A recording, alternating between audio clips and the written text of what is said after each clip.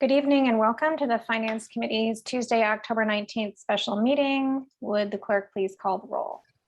Yes, of course. Vice Mayor Burt. Here. Chair Cormack. Here. Councilmember Filsa. Here. 3 present. Thank you so much. Now we will have oral communications where members of the public may address us on anything within the purview of the Finance Committee that is not on tonight's agenda. Tonight's agenda includes a discussion of local ballot measures. And now members of the public may raise their hand in Zoom. If you're on a phone, doesn't look like we have anybody on a phone at the moment. It would be *9 to raise your hand. We'll wait for a moment to see if anyone wants to address us during oral communications.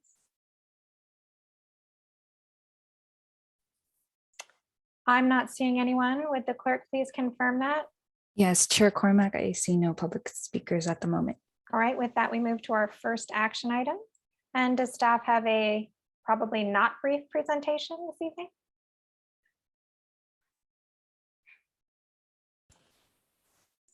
Good evening, Chair Cormack and Finance Committee, Kylie Nose, Administrative Services Director, and yes, unlikely brief presentation this evening.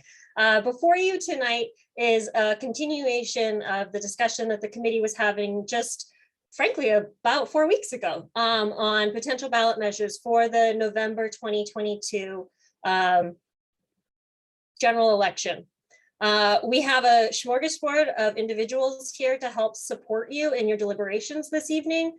We have our legal counsel on a number of fronts to help us navigate these waters and the legal guidance that is provided depending on the structure of different measures. We also have our esteemed pollsters, Dave Metz and Miranda Everett from FM3.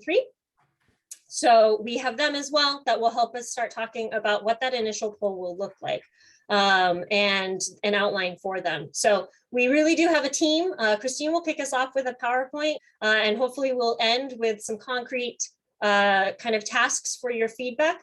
But really think about this as continuing to identify preferences so that, or priorities, so that staff can continue to do more analysis and research while other processes such as polling are going on simultaneously. And so really kind of helping up, knowing that we're not boxing anybody into a corner on a decision, but really just trying to focus resources and narrow the fold of areas of interest for this committee. So a lot of this you'll find is a repeat from last month. So we'll breeze through those pieces and really focus on the new information for this month. With that, Ms. Paras. Thank you, Director Nose. Hi, everyone. Christine Paras, Assistant Director of Administrative Services. Our goal tonight, as Kylie's mentioned, is for your consideration in narrowing the field for business tax. It includes refinement of a square footage tax, range of revenue, and areas for consideration of exemptions, a continued pursuit of a UUT or utility tax, and also for your review, the draft of initial polling. So tonight's goal really is centered around those 3 areas. The next couple slides are for your reference, and quite frankly, I think most of us have seen them in our September meeting with the Finance Committee. Just for recap here, as a reminder, this is where we left off with the Finance Committee as far as direction. And in tonight's presentation, hopefully we work through some of these areas. Components of a ballot measure. We're cycling through the analysis and polling component tonight. In future meetings and per our work plan, the outreach component will be added. So far, within our work plan, we are tracking as planned through November. Also recognizing too that initial polling will drive a lot of the future deliberations in November and December timeframe. So some of these items within December, based on timing of the poll and when that is, when results are presented to the Finance Committee and Council, will dictate whether or not some of these items in December will be pushed out to January. But as always, really focusing on a May and June timeframe to have final approval of the ballot measure, including ballot measure language. Another slide from before as a reminder to you all, the ease framework at which we're using in consideration for these tax measures is also included in tonight's presentation. And for tonight, I've also included this one, major components for us to review. I put stars next to areas that I'm hoping we review tonight as we recommend to council in November. One of them is tax method. On the table is a square footage tax and consideration of the components of a parcel versus business license tax.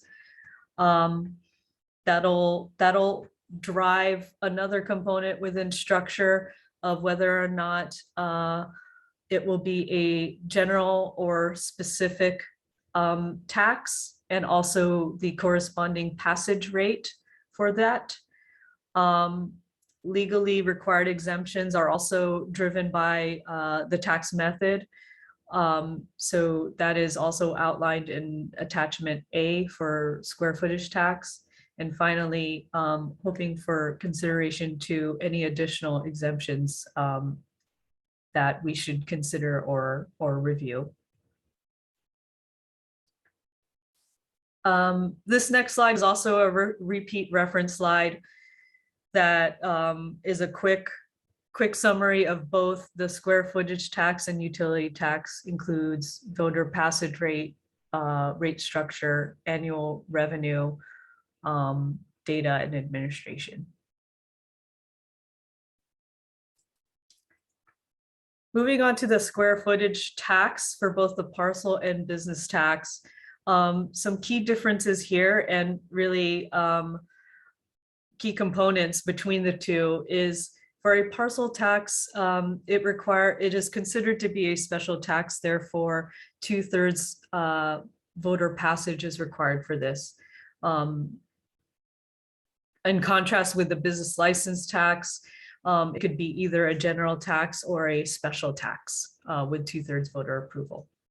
For a parcel tax, it is taxed on the landlord and typically applies to all parcels within a jurisdiction. And nonprofits are not exempt for a parcel tax. Also keeping in mind too, for a business license tax, the tax base is not the landowner. It is rather based on the business activity conducted in the space. In addition to that, there is a little bit more flexibility in terms of categories created and assigned by the tax and defined by the tax. And so the exemptions for a business tax are banks, financial institutions, and nonprofits. I'll pause there. Molly's here, so I don't know what. No, you're good. Keep going. Okay. This you've also seen before. It is the table where we've modeled the annual flat rate per square footage. This calculation is based on parcel data. Please keep in mind too, if we were to go for the business license tax option, leakage assumptions are not factored into this, and rates would essentially increase if council wants to achieve these revenue targets as outlined on the table. This is a calculation of parcel data available, and it is what the rates could be, and also outlines just order of magnitude for the various revenue targets that the Finance Committee and Council has asked us to model. On the slide, we've excluded parcels occupying less than 20,000 square feet. And what that square footage accounts for about 21% of total square footage in the city. So that also changes and impacts the range of revenue attributed, the range of rates from 40 cents per square foot to $1.67 per square foot.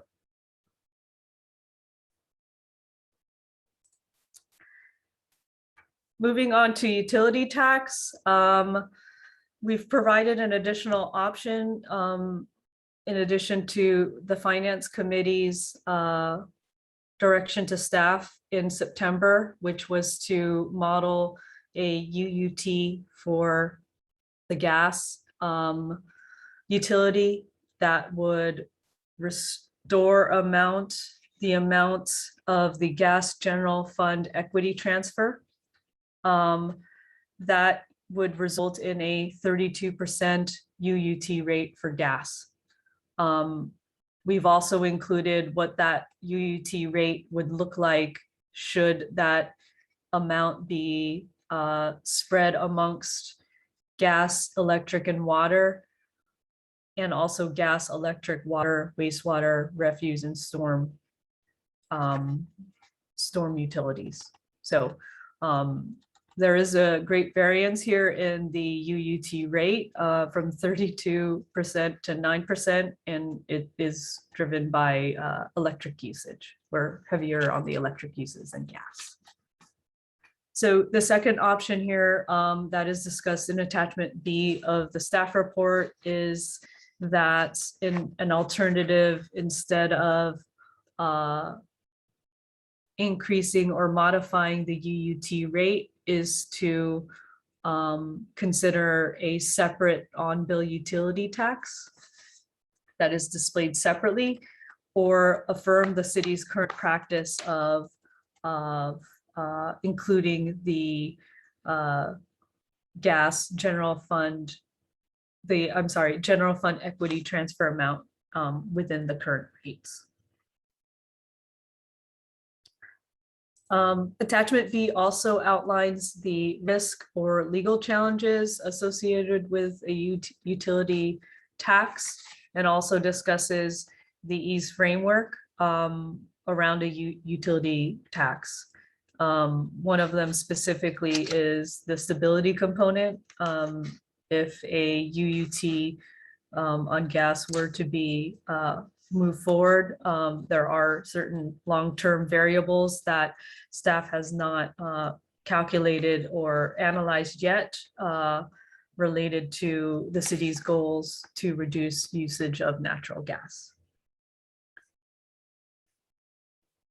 Next slide. Now I'll turn it over to Dave to go over the polling outline for your review. Thanks, Dave. All right, thank you very much, Christine, and thanks to all of you for the chance to be here today. I'm Dave Metz, partner with FM3 Research in Oakland. We have been doing polls for the city on potential revenue measures going back, I think, almost 15 years now. And I'm joined by my colleague, Miranda Everett, vice president with the firm. And the two of us are here to talk through the initial outline that we've assembled for a first survey to inform the potential scoping of a ballot measure for the city. It is anticipated that given the number of variables you're looking at, both in terms of the structure of a business tax, as well as addressing the issues related to the UUT, that we'll probably need to have a two-survey sequence as we have in the past. A first survey that is designed to assess the building blocks that would be part of assembling a ballot measure. And then a second survey, once you've reviewed those results and provided some direction about the type of measure you'd like to pursue, if you would like to pursue any. An optional second survey could then look at how those pieces come together and assess whether such a measure would be viable for next year's ballot. So to start with, if we move to the next slide, here you'll see what we have put together as the initial methodology for the first survey that we would recommend doing. This is in accordance with the last round of surveys that we did for you a couple of years ago. This would be a 20-minute survey that would be administered to voters within the city who, based on their past voting behavior, are considered likely to cast ballots in November of next year. We'd have a sample size of 400 to 800. The ultimate size of the sample would depend on how many different models we want to try to test in this poll, some of which might require us to use split sampling, where we take our overall sample of likely voters, randomly subdivide them into two groups, each of which is itself a random and representative sample of local voters, and then test different variables with each of those two samples so that we can have some controlled apples to apples comparisons of how the electorate reacts to different models that might be put before them. As in the past, we recommend a multimodal survey where we would reach out to local residents with landline phone calls, wireless phone calls, text messages, and email invitations so that respondents can either answer the survey on the phone or online. We find that mix of modes these days, given the diverse ways in which people communicate, and as well as the lower response rates that public opinion surveys in general see, helps us to maximize and diversify the response that we get from residents of Palo Alto. So within that methodological framework, the main objectives of this initial survey would be to, first of all, just refresh overall attitudes towards city government. You'll recall we've had some baseline questions we've tracked from year to year about perceptions of quality of life in the city and attitudes towards city government and satisfaction with its work in providing services. To then explore the design of a potential business tax measure and also a UUT, to do at least some initial exploration of the impacts of yes and no campaigns, the kind of public debate that might follow such a measure on the ballot, so that we can understand how durable support might be in the face of that community conversation. And so those are really the goals that we'll set out for ourselves initially. We'll also go through, and for all of those elements that Christine laid out, where there are different ways the tax could be structured in terms of rates or exemptions or other elements where there's a fork in the road and you could choose path A or path B. We'll explore all of those structural elements in the survey as well to see which, if any, make a decisive difference to voters, so that we can give you some guidance about what type of measure might be most in line with what voters are looking for. So that's the sort of what we're looking for overall. What follows is a general outline of the survey, and I'll just sort of talk through the logic of what we've put together. What you see here is not intended to be the wording of actual questions. We want to get direction from all of you before we put together that first draft of the survey. So this is really just what we see as an initial outline of how the survey might be structured.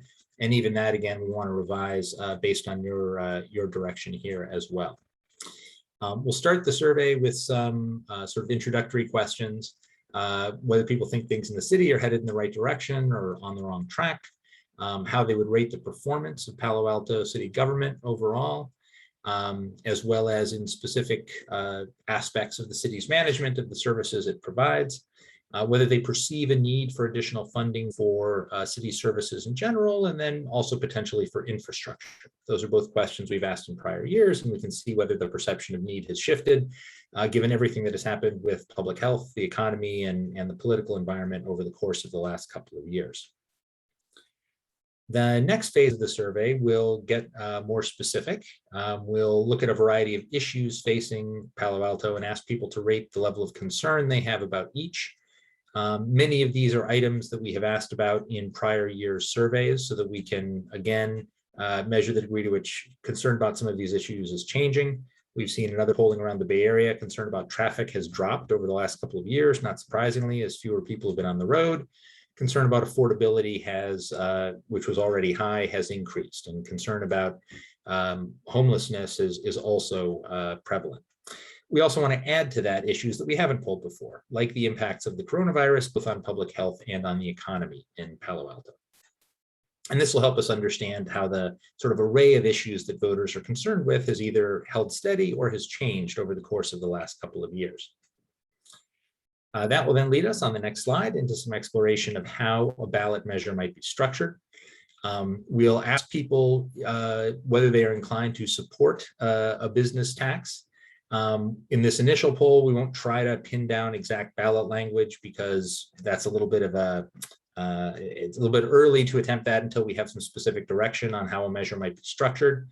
But we will ask generally about the two major funding concepts that Christine described, a parcel tax or a business license tax, understand whether people conceptually are for or against it and hear their reasons why in their own words.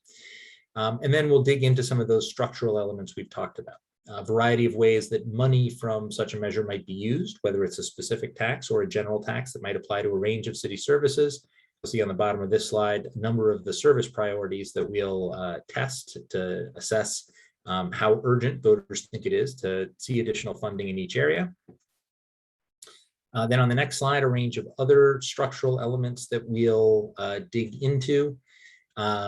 Should the ballot measure be structured to simply assign to the city council the ability to make some decisions about how the tax will be structured?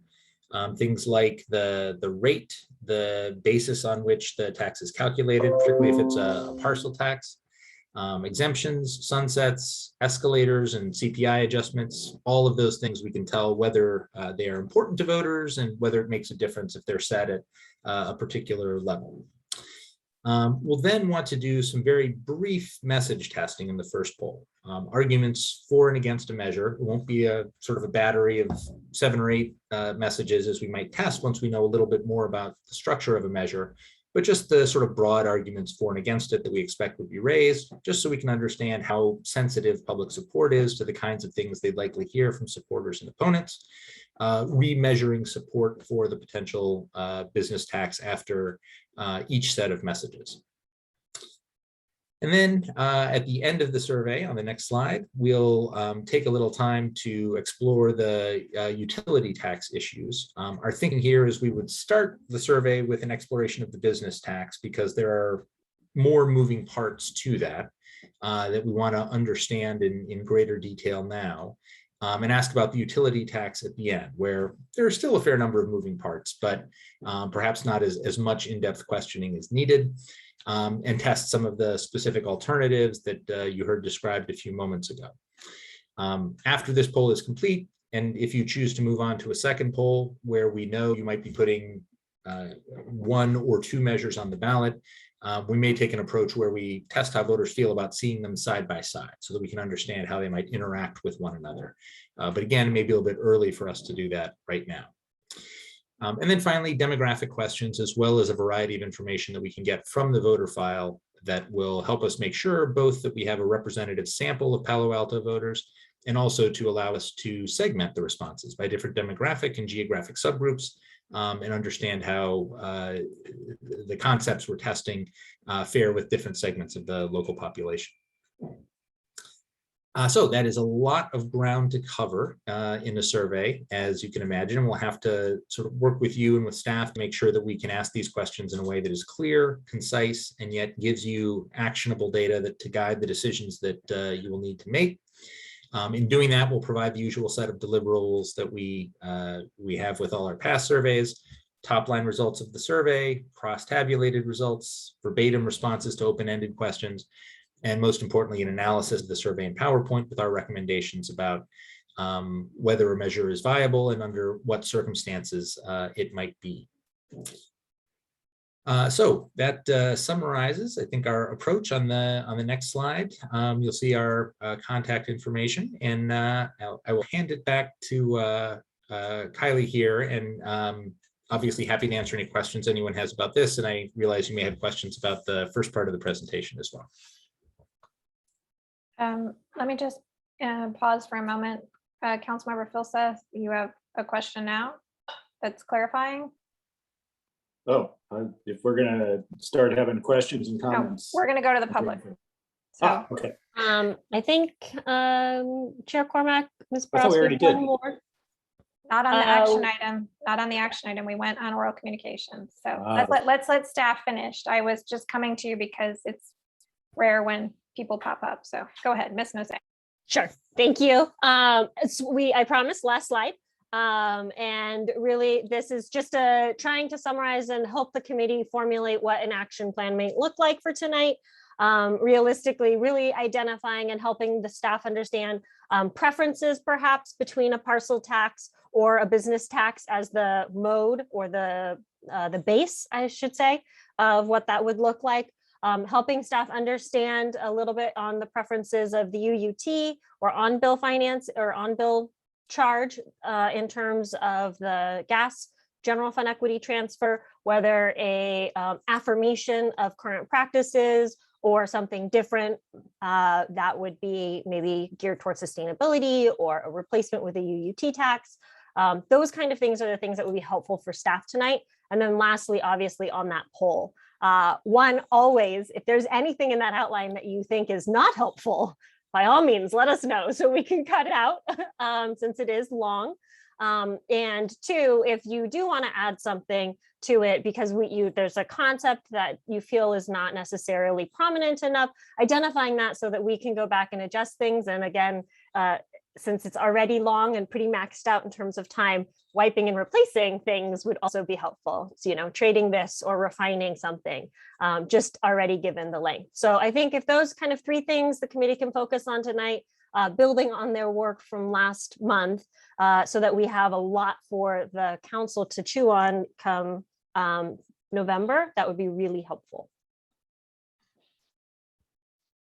That's it.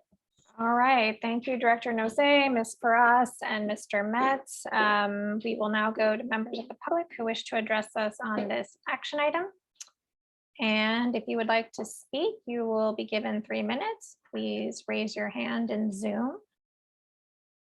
You would like to address the Finance Committee.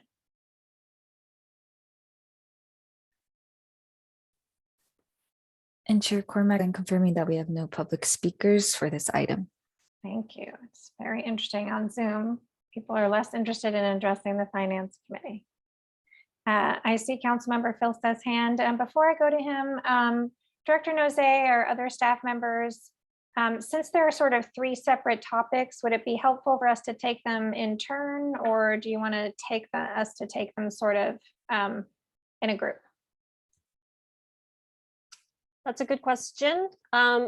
I think staff can track. What I think staff would recommend is the memo is outlined in the 3 different primary attachments. So attachment A, attachment B, and attachment C. What would be helpful, I think, is using those as the reference points, both for the public as well as us. And we can try and track amongst those. I hesitate to force you to stick with A and then B and then C for fear of one, they kind of interplay with each other, and 2, I worry we will lose sight of the forest through the trees. All right, if we do them individually. I understand. And the forest is slide 25, what you need us to do tonight. Okay. Yeah. Councilmember Filsa. So I just encourage my colleagues to go ahead and let's just be clear about which of the 3 topics we're on. Okay, cool, thanks. And relative to the public, maybe nobody cares. So. Let me, I have a few questions, so let me just ask my questions first and then come back later with comments, if that's okay. Hey, so I think I understand how the parcel tax works. On the business tax, who actually gets the bill? Is it the landlord or the tenant?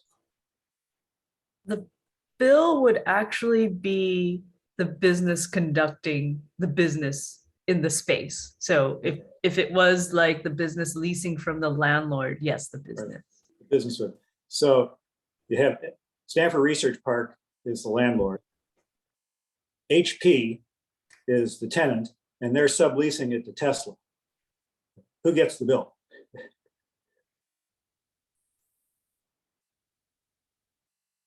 It's a business tax, and it's measured by, it's proposed to be measured by the square footage occupied as a way to measure the amount of business activity that's occurring within our jurisdiction.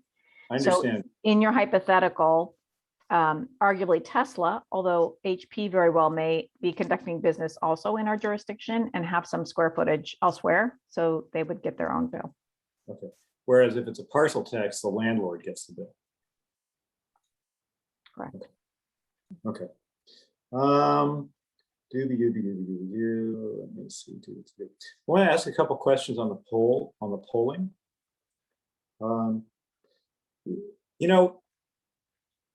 We've done this, and you folks have done this with us before, and we sort of, have you know, we all know the drill, and it's worked well in the past.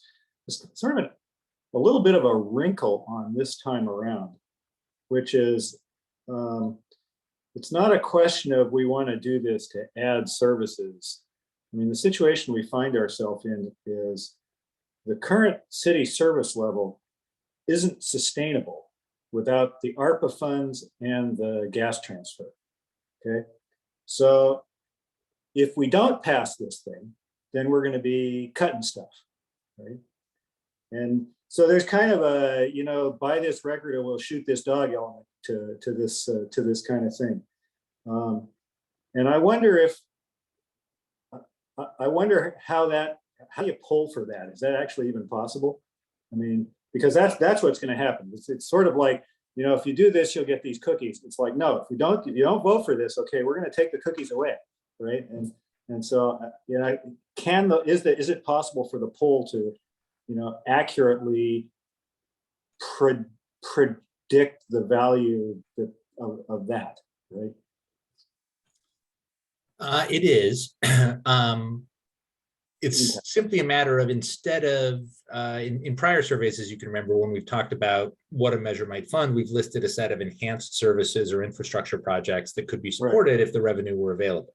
Right. In this case, what we'd want to do is list a series of cuts that potentially could be avoided if the revenue is available. I mean, that's a really delicate thing, and it's a political thing to do, right? So it's incredibly delicate because, you know, you could say hypothetically, our revenue gap might be this much, which would be the same as, for example, laying off half the police force. Right. Well, you're not going to do that. And so to poll that will seem to the public like you're manipulating them, you're threatening something that's not likely. So it's important to think carefully about what we want to test and make sure that we're honest with the public that there isn't enough money and that there might need to be service cuts, and to give them a sense of the scale of the kinds of things that might be on the table without suggesting things that might feel like they're exaggerated. Right. And you're absolutely right that it is incredibly delicate, and you have to do that very thoughtfully to make sure it's a fair representation with the public. And that's, I think, the task we'll all have before us. Okay, but that is possible. It is. Okay. And then I wanted to ask about, when we're asking people about the parcel tax, a parcel tax structure versus a business tax structure. You know, having read this a few times and asked a couple questions to legal staff and so forth, I think I understand it now. But is that too arcane? Is that such an arcane thing for the general public that we'll have a hard time getting meaningful data on it? Or is that actually askable, right? Well, the rule of thumb we use is, if it is a structural element that would likely appear in a ballot question that would confront the public and they'd be asked to vote on, whether it's arcane or not, we'd better ask about it, because that's ultimately the question that the public will answer on their ballot. I understand. Now, there may be elements of policy that are important, but are still relatively nuanced and might not rise to the level of that 75-word summary or the way that it would get talked about in a public conversation. And we don't necessarily need in the poll to get down to that level of detail. Right. But if it is a difference in policy, which would affect the way the measure is communicated to the voters on the ballot, then we need to, in the poll, try to test it as clearly and thoughtfully as we can. I mean, I assume that no matter how we structure it, you know, we're going to communicate it as primarily a business-centric tax, you know, particularly on large businesses, right? And so if I understand what you just said, it's, you know, whether folks understand it or not, it's going to be, I mean, it's going to be there, right? So what we need to do is make sure we're consistent in our communication in the poll versus how we're going to communicate it, you know, if we do a real thing like that. Yes, and I would add to that there are also legal requirements about what elements of the policy are important enough that they ought to be mentioned in the wording of the ballot question itself. And I would defer to counsel on sort of how we draw that line. But I know, for example, Well, that makes sense.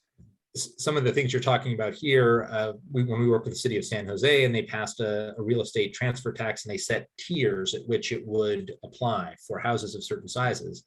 the legal guidance we got was that those tiers had to be explicitly mentioned one by one in the ballot question. Okay. And so that type of policy, as much as it gets kind of technical and wordy and has a lot of numbers, Right, becomes you gotta do important. it. That's what voters will see.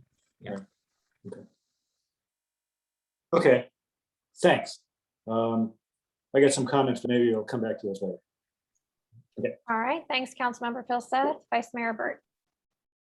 Yeah, excuse me, I'll start with a few questions and comments. I assume we're going to have a number of rounds here, and this is our only item tonight. So first, going to the issue that Councilmember Phil Seth brought up of what's really the purpose of this tax. And I don't think that we have an agreement on this committee on what's driving the tax. And so I think we need to be careful about either staff assertions or us assuming that we have that consensus on the council. If we go back in time, we had council considering a tax that I think got kicked off in late 2018. The impetus was actually a council members doing a colleagues memo in response to a citizens committee that I was helping drive. And the purpose that was described at that outset was to address transportation and affordable housing, significant unmet needs in those areas. And within the transportation, it was divided between a local share of grade crossing funding and other traffic reduction initiatives like the shuttle and citywide TMA, et cetera. And throughout the discussion that the council had in the following, I think, year and a half or so, I may have my times off a little bit, but up until spring of 2020 was debates about what would be the uses of the tax, its scale, but it was always about which of those significant unmet needs, those that I described and others that some council members had in mind, were the purpose of the tax. When it was put on hold in spring 2020, it was because of the disruption of the economy from COVID. And when we brought it back off hold, it was picking up where we left off. But we clearly have a changed circumstance where we had in 2020, for fiscal year 21, we had really massive cuts to services that have been starting to become visible because we've come out of shutdown. And we had a big debate this fiscal year on whether to have additional cuts to services, which we did not do. The council majority did not support, and we did not enact. And we don't have on the table prospective cuts to services. We have different opinions on what the future may or may not hold in a recovery on the really first, whether we would have deeper cuts to services in outlying years, or whether we would in fact have a partial, at least, recovery and restoration of the cuts that were made in spring 2020 for fiscal year 21. We don't have a consensus that we're going to have major cuts to services absent this business tax. That may happen, and we may have a majority of this committee, and we may or may not have a majority of the council that is driven by that concern. But we need to really make our distinctions between what we individually think and what is the direction of the council and what we have as facts versus what we have as our various speculations. And we will have a little bit of better visibility after next Monday when we get an update on the budget, not as deep of an understanding as any of us would like to have, including staff, but more somewhat on what trends are looking like. And then I want to go back to 2008 because I think it has relevance to this issue on how do we frame the overall need for a business tax. And that failed effort, I was a witness to and participated with the roundtables with business representatives. And basically, in my perspective on that was that it was not a well-defined need that was being described. And what really had happened and what was understood generally by the public was that the city had increased pension formulas, and we were starting to see the impacts of that, and it was unsustainable. And that truly was a tax to try to help us have a more sustainable budget going forward. And that didn't fly very well with the public. I'm certainly willing to defer to the polling on a number of issues, but I am cautious about how effectively that refrain will sell with the voters. And I'm going to be completely open-minded to whatever the polling indicates. We're going to need to make sure that we're getting those questions that are going to get at the outset to some of the core decisions, informing the core decisions that we in the council are going to need to make sooner rather than later. And so one is what's the use of funds that we're intending with this tax? And it's interesting that we haven't had really much discussion at all about that big nut that was being driving the previous consideration, which is the need for a significant local share on grade separations. And that's still out there. It's been pushed out also by the pandemic because Caltrain's whole new modernization plan with increased number of trains that drives much of the necessity for grade separations has been delayed by the disruption to the economy, and who knows what level of return to demand there will be for Caltrain services and when. But I think the assumption we need to make is that we've been given a bit of time on that, but it's still out there as the big issue. So having kind of wanted to frame the discussion that way so that we just at least acknowledge the different perspectives on what we're looking at in terms of the needs and the purposes, and that we fold that into the polling to make sure that we are being informed as best we can on what will resonate and help that inform the council's decision making. And that goes into another big part of the polling that I want to touch on early. I have a number of lesser questions and concerns, and that is, Dave, I think you talked about on this issue of the utility users tax, that might be in a subsequent poll. And I'm concerned that we need to get an early indication on whether we need to rule out two prospective taxes on the same ballot and not spend a whole bunch of time in parallel paths if that's not going to fly at all. And so I'd like to see something early, maybe not as deep of questions as we would have in the subsequent poll, but something that gives us some clue on the prospects there. And to the extent that we look at the utility users tax, one of the things that I really would like to probe on is how we might frame it. The council motion, and we didn't have the motion actually before us tonight. I think that is important because that's really what should be guiding a lot of our discussion as a committee and direction as a committee. But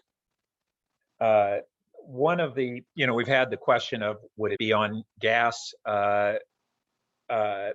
only? Would it be on all the utilities?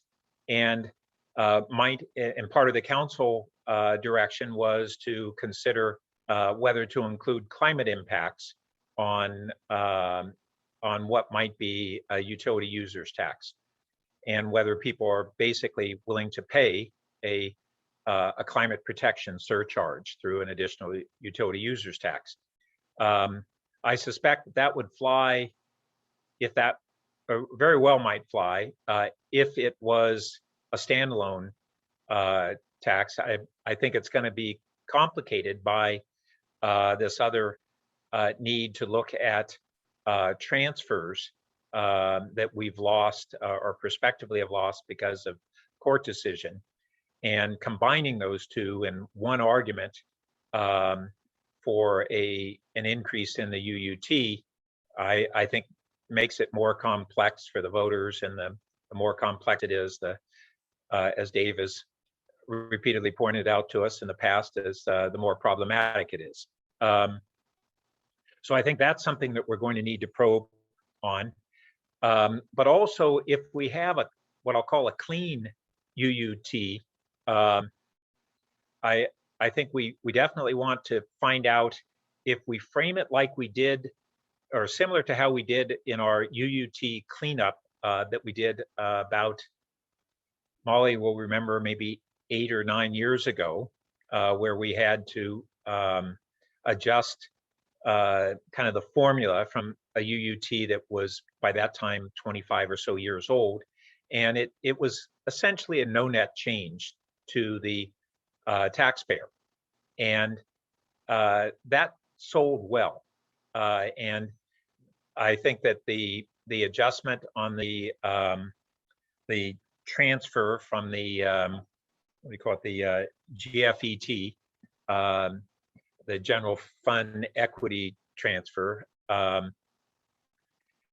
if it's framed, the loss that we are facing on that, if it's framed as just retaining that your rates are going to stay the same, and you're just affirming that you as the voters endorse the sort of transfer that has gone on for many decades, I suspect that would be well received. How well received it would be in combination with a business tax, I'm not sure.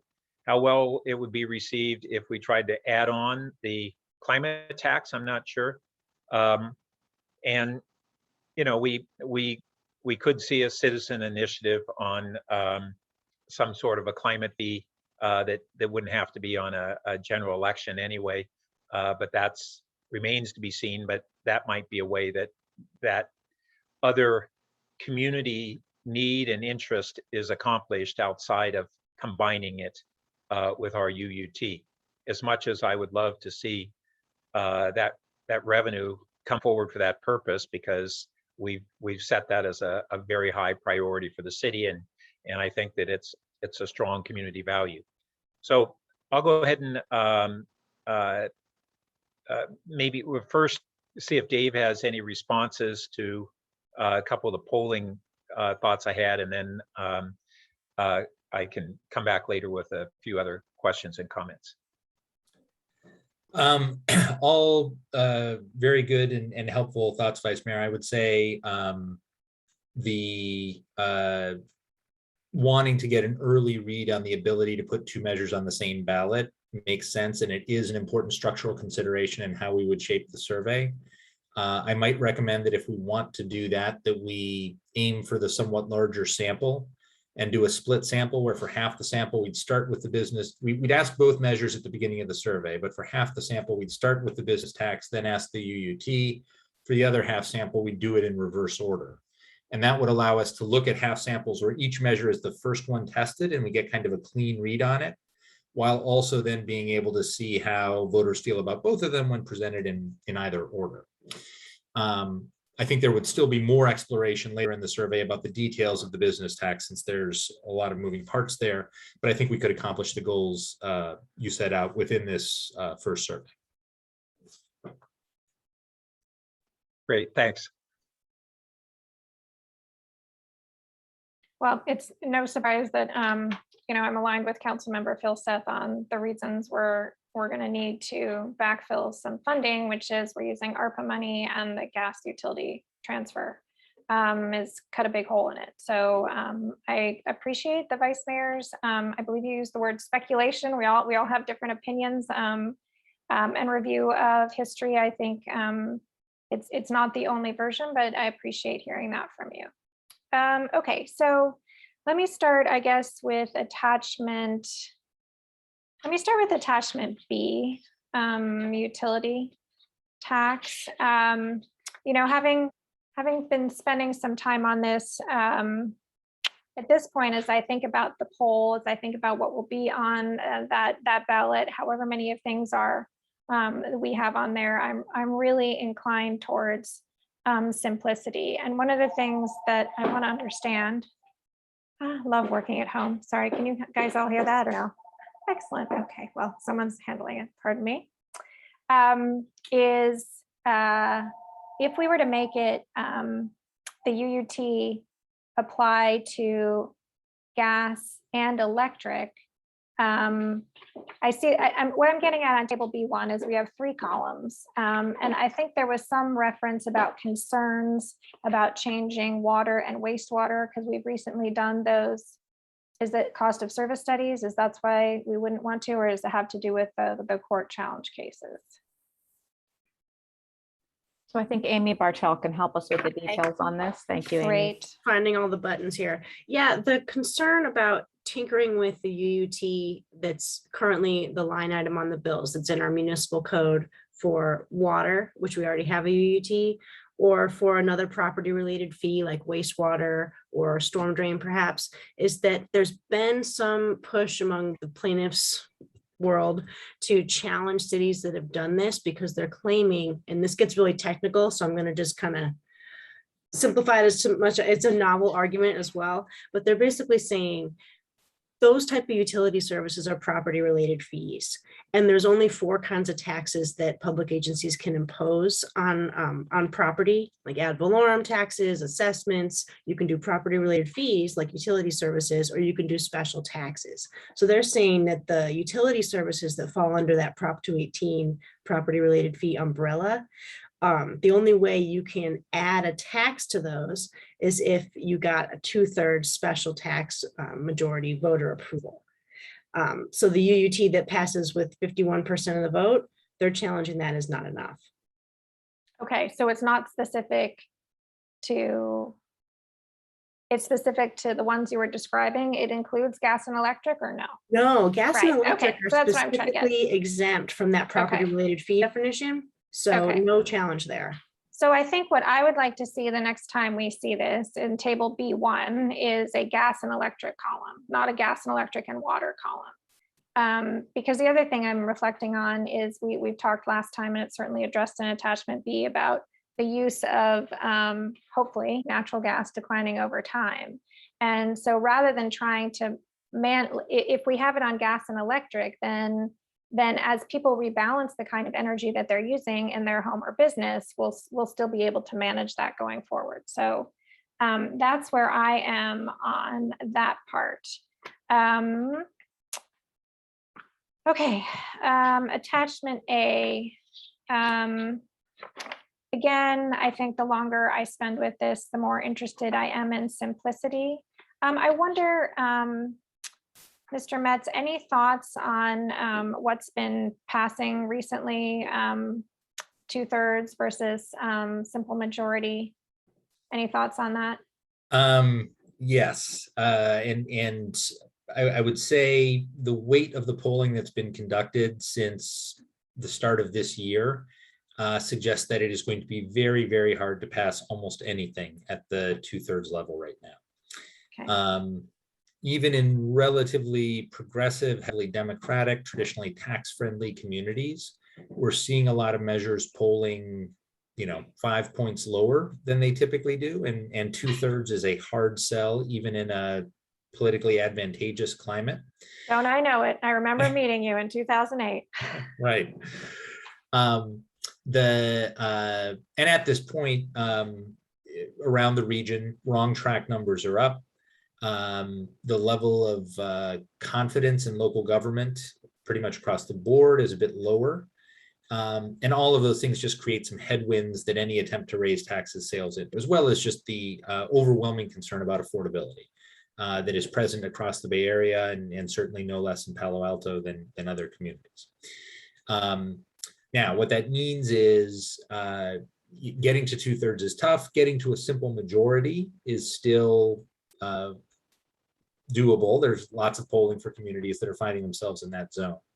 So I think what that means, and it's obviously still early in the process for local governments to be making these decisions, but I would say there is a lot more focus on general taxes as opposed to specific taxes right now.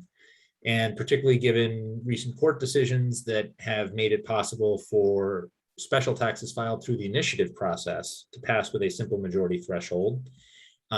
There's a number of communities where local community groups have taken it upon themselves to organize those kinds of efforts because it just appears that reaching 2/3 isn't feasible. Every community is different. Every tax is different. We should obviously wait for the data to come back to get an understanding of where voters in Palo Alto are.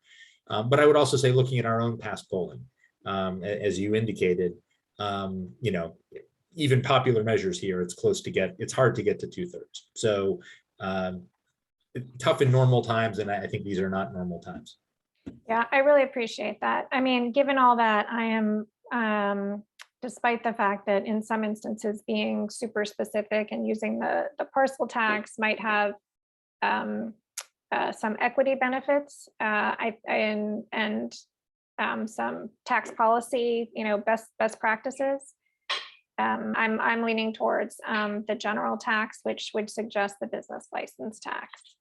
I guess another question, we haven't yet talked about exemptions, and I worry about how long the list might be when we're done at council. And I also, Mr. Metz, you were just talking about how things have changed, and the vice mayor referenced that a few years ago. I mean, the first time the city did this and then decided not to based on polling, there were some things we were thinking about doing, supporting and not supporting, and then as the vice mayor was describing, there was a different approach a couple of years ago. How at all could we build in some flexibility in this going forward? And I'm specifically thinking about the exemption area. Is that even possible for us? You mean to have the possibility of adding or changing exemptions at some point? Yeah, adjusting the tiers, like what options do we have for, especially if we decide, sorry, while you're thinking about it, I just wanted to add one other thing. When I get to the specific parts about polling, and I do have some specific things on that, so I'll do that. And then I see your hand, Councilmember Filsath. Valley Water, Mid-Penn, they've gone without sunsets. So if we end up going with something that doesn't have a sunset, I want to be sure that the city going forward has the ability to make necessary changes. Well, I would say in general, that's what we've seen in the polling as well, is that particularly if voters are comparing a long sunset, 20 or 30 years to no sunset, it doesn't make an enormous difference in terms of how they react to the ballot question. In terms of exemptions, I would defer to legal counsel on this question. I don't know whether a measure could be written such that it would delegate to the council the ability to future councils, the ability to make decisions about adding or changing exemptions. I'm just not sure if that's legally possible. Well, I saw that question in your list, so. Yeah, staff had mentioned that as something that had been raised as a question, but ultimately we can poll it, but it's a legal. Okay. Question. Right. And let's turn to our legal folks. Yeah, so Mr. Metz on, is it doable and going to pass? And Ben Fay, our outside tax counsel, will help us on the legality of it. Thanks, Ben. Thank you, Molly. Yes, you definitely can build into the measure the ability to add exemptions. The basic rule is if you're going to increase the tax, that has to go back to the voters. So you always look at it You can modify the tax, but if it's in such a way that somebody would pay more, that has to go back to the voters. But you can build into it, the voters in fact can delegate to you the ability to make changes. I always recommend this actually for every ballot measure. You put in there a statement that the voters give the city council the power to amend the tax in any way, for any municipal purpose, any way they need, provided of course they cannot increase it, because that requires going back to the vote. So you could create exemptions. You could lower it. So you could create tiers as long as it lowered it for a group. You just couldn't increase it for anybody. Okay, that's helpful. Thank you. And then I have some questions about the polling. Sorry, there's so much for us to discuss tonight. First question, Mr. Metz, is do you leave a message? Like, I'm sure that was some pollster who was just calling me, by the way. And I never answer the phone if I don't know who it is. Do you leave a message or no? Do you keep going? We don't. Yeah. What research has shown is that the time and effort it takes to leave a message doesn't produce much in the way of return calls that would lead to completed surveys. It's more efficient simply to call back on a different day or at a different time of day to try to reach someone. And keep in mind, the survey also be conducted by email. So, for some portion of the sample, they'll have an email sitting in their box for whenever they're ready to, provide an answer, which is sort of the online equivalent of leaving a message. Sounds good. Okay. I'll come back on wording on the polling, but I'll just stick with questions right now. This problem seriousness battery, please tell me you are not reading that. Are you reading them a list of the 20 things that people might be unhappy about and asking them in order, or are you? Well, this is a question we've included in most of our prior surveys for you. We read them the list. Sometimes if the list is too long, it's another question, we'll split samples. So any respondent will only hear half of those items. They're read in random order so that there's no bias that comes from the sequence in which they're presented. But I think this is a helpful tool for all of you as council members, even setting aside the issue of whether you move forward with the ballot measure, just to understand how the community's concerns and what issues are most on their minds have changed over the last couple of years. It's valuable in the context of a ballot measure, but I think also helpful for other decisions that may be before you. Certainly, it's just depressing to read the whole list. I'm curious about this, and I'd like to understand what you mean by changing character of the community.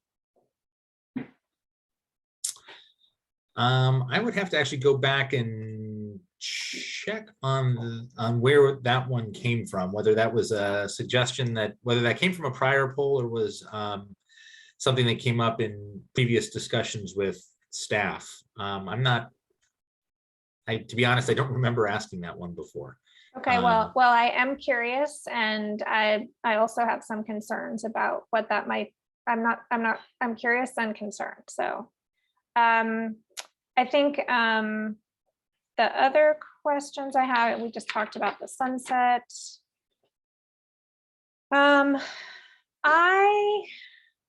had thought, can we just touch again on whether or not we were going to do the climate sort of addition in this utility tax one? Are you suggesting that be done in the second go round, or I don't see that as a question in the utility tax area? No, we can definitely test that this time around. It may not have been listed there, but that is perfectly appropriate to test that in this first poll, and I think would be helpful to give you some guidance on whether how voters feel about that.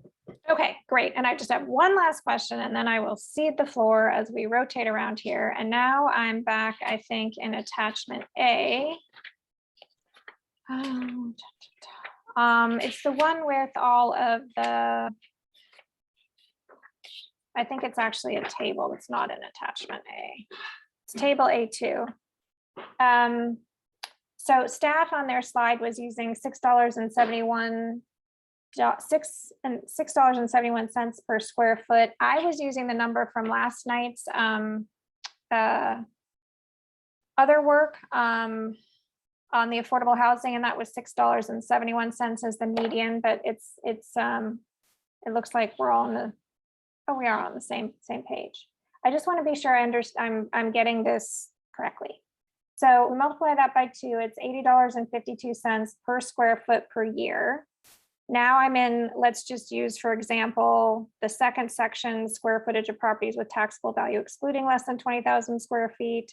Go across the 20 million, $1.06 per square foot. That comes out to about 1%. And I think staff maybe had 0.7 or something somewhere. Is that right? Do you want to just maybe put up the slide that had all of the, I think it's slide 11. Sorry, that'd be more helpful. Yes, perfect. Thank you. Okay. Yeah, so I think that makes sense. I had about 1% at the 20 million and it would be 0.6%. And it's okay, as an increase in rent. Okay, I found those very helpful. Thank you to the staff who did that. I was doing that work on my own and I appreciate you bringing that forward. I think that really helps us calibrate. The other thing that will be helpful for me when we come around the next time is just getting a refresher on what, say, 20 million would be as a percent of the general fund, where that would list on the sources.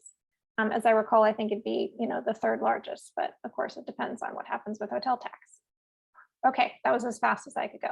Thanks, you can take that down. Councilmember Philsett. Okay, thanks very much. Oh, I forgot there was one other question I wanted to ask, which was, well, on the business tax, yeah, I mean, I kind of align myself with as Chair Cormack on this. I think there's a bunch of reasons: simplicity, the fact that you're billing the landlord instead of the tenant, and sort of you're not getting into what the market demand for rent is and so forth. There's a lot of things to like about sort of the parcel-based approach, but the 50% to 66% thing is really important, and so I think that probably trumps all the other criteria. So on that note, if we did a business tax, what majors in town are exempt from that? So we know that the med center and the hospital, which is like 1.25 million square feet or something like that, we know that would be exempt. Is there anything else major exempt? It's like millions of square feet that we know of. Sutter Health, And the VA. the VA. Okay. Okay. Educational, obviously, as well. Yes. Is there that much educational space in the private educational space? I mean, we got Stanford, but it's not part of the city, right? And so it's Palo Alto University, I guess. Or, We do, and a technically couple under private a parcel. schools. Sure, and ultimately, I think the other piece to consider is under a parcel tax, I don't believe educational institutions are categorically exempt, whether they're government or not. And so just that's another, I think what you're perhaps thinking is, oh, we wouldn't tax them anyway, but that is a legal categorical exemption, I believe, between the two. Ben can confirm that for me. No, I'm just wondering how much the tax base is, how much smaller the tax base is between the biz tax and the parcel tax. Okay. And the other piece on that, Councilmember Philsett, actually to remember is we will likely have more leakage under a business license tax. It's a natural function of it. But things like common areas are going to be harder to determine. Whereas if you do a parcel, it's like, I kind of don't care. You take the whole facility. Yeah. But definitely the problem statement that I think this committee has identified in the conversation thus far in terms of the voter threshold, the pros and the cons of each are ultimately the exact discussion that staff was hoping for, because these are really the policy calls and trade-offs. Got it. Okay. So a couple things on this in no particular order. So I like that slide that the Chair Cormack likes too. I think, especially the what percent of rent or of prevailing lease rates are we talking about? I mean, if you're looking at a percent, I mean, okay, people have multi-year leases, okay, but in general, you're looking at, a year's increase, right? As opposed to, it's not that much, right? Or it doesn't feel like that much. On the GEFT, right, and the target for that 4 versus 7.7. I'm thinking about that for an hour. it seems to me that if the issue is variability, you know, the Revenue Act ought to target sort of the average over time, because it's a revenue. We're going to do it every year for years and years and years and years and years. And so the volatility, you know, I mean, we care about it, but from a management perspective, it seems like we ought to be targeting sort of the mean over time for that. So it wouldn't bother me if we targeted that. On doing something relative to gas only versus spread across everything. I can see a couple of really logical, sensible reasons that I think people would understand for focusing on the gas. One is the whole issue of, you know, you were paying it before and we're restoring it. And the other is, again, unless we go back and do a carbon tax or something like that, like the Vice Mayor suggested, is that, you know, look, it's a, you know, there's a climate argument here too, right? And both those things kind of dissipate if we do it across multiple utilities, right? Then it becomes sort of, well, it's just we need money, so we want to get some from the utilities. I mean, I think that's the risk, is that it would interpret that. Chair Cormack's notion in the long term, there's going to be a rebalancing between gas and electrical. And so maybe we treat those together. That's kind of interesting. I have to think about that for a bit. I would want to make sure that whatever we do, you know, doesn't sort of bring up the whole equity transfer from the electrical side, which is, you know, sort of a resolved issue, right? Again, either legally or otherwise. Let's see, what else on the utility tax and the COT argument? Okay. On the issue that there's not consent or unanimous, what's the consent's not the right word, unanimous consensus, thank you.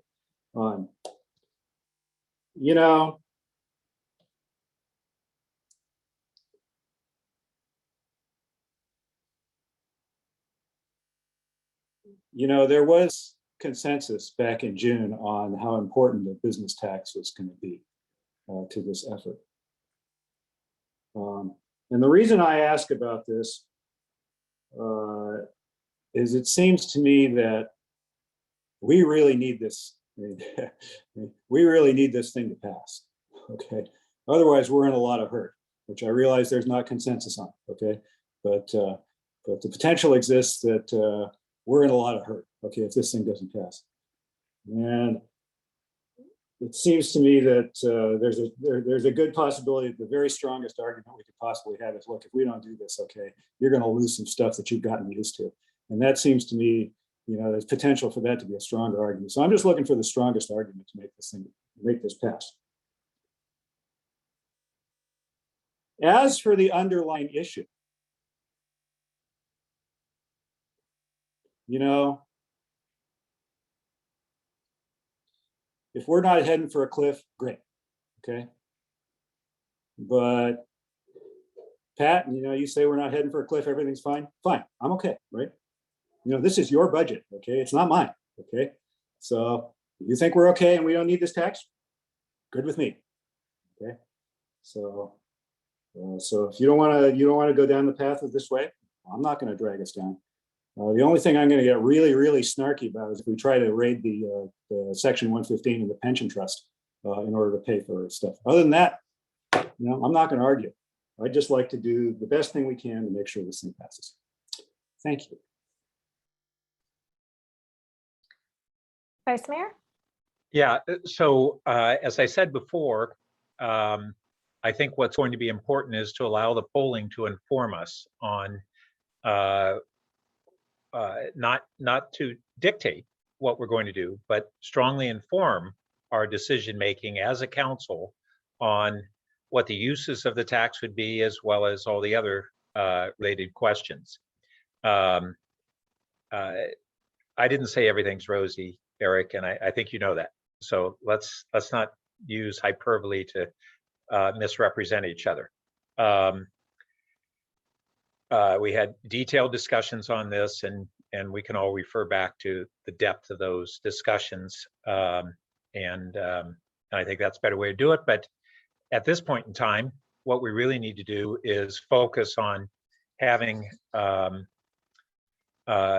polling help inform us and some of the other issues that we're needing to discuss tonight. And one of the big things that we had the table, maybe we can get it back up on the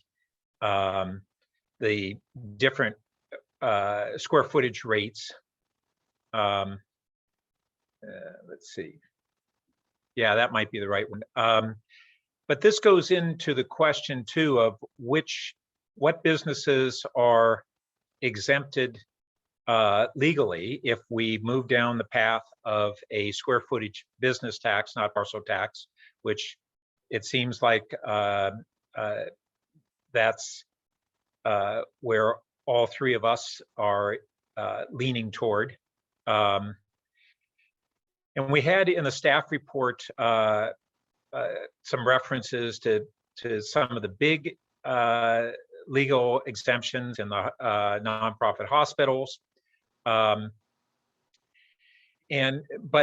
without a rough estimate of those, and at least looking at the largest of them, we're really kind of floundering still in terms of looking at prospective rates and what revenue it would generate. So I think one of the most important data needs is to reduce the unknowns on the legal exemptions, and then also to maybe make certain assumptions on any other leakage. Those are not precise numbers, but they're better numbers than what we have before us. And just because we say we can't know them precisely, therefore we'll put in front of us something that we know is wrong, I don't think that helps us make better decisions. So as soon as possible, and hopefully by whatever is the next meeting of I think it goes back to council next, is that correct? What would be the next public meeting? Okay, so before it goes back to council, to the council, I'm hoping that we can do that. And then at the same time though, so that would diminish the revenue at this upper rate here, but this highest rate that's listed is still below the rate that's even charged in East Palo Alto for their square footage tax. And they actually have two different business taxes. The second one, I think, is less consequential than their square footage. But I think that we should not merely have a hypothetical revenue against a square footage, a total square footage that's taxable in the city that we know is a wrong number. That we need to do two things: get a better estimate of the taxable square footage, and then also add the rate that East Palo Alto charges at the $250 per square foot. And I think it's important that that be in there per year, because most people think of rents on a monthly basis, and just to make sure everybody's always clear on that. And frankly, I think it somewhere in the report, it's helpful to translate the annual rate to a monthly, which is the way most people think of their rents. So those are a couple of important aspects on how we begin to look at the rate. We still have this issue of exemptions, and once again, we're kind of shooting in the dark until we get some of the first polling results, and we can all offer our best guesses of where we think we'll end up or want to end up. But until we get at least moderately informed by that poll, it's not a real high value what we would be looking at. One of the big questions is, do we look at exemptions on the basis of the size of the building or the type of the business, or both? And I think it's worth us to really dive into that tonight, to the extent that we want to try to be informed on that subject in the first poll. So what resonates with the voters in terms of who we should exempt? East Palo Alto exempted buildings below 20,000 square feet, but they had a a much smaller specific inventory. They knew exactly who they were taxing, what tech companies in what buildings, and their taxable basis under the formula that they adopted was quite clear to them. We have a much broader mix. And so what they did is a valuable reference point. For one reason is that we all know that the Palo Alto as a tech community has historically and continues to be a much higher demand than East Palo Alto, although they're really making some great progress and adding tremendous amount of square footage on the horizon.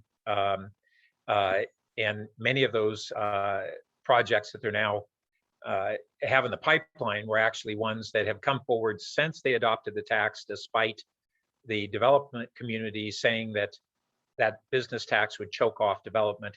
And instead they had an acceleration of commercial office applications, millions of square feet proposed. But we're not limited by what East Palo Alto did. I think the rate that they charged is a good rate. The threshold at which it applies is something that I think we should leave open as a question. And we might choose to not use the square footage threshold as much as exempting certain types of businesses. We want to nurture our retail community, and we already gain a certain amount of revenue from sales tax, although it's a minority of the sales tax. We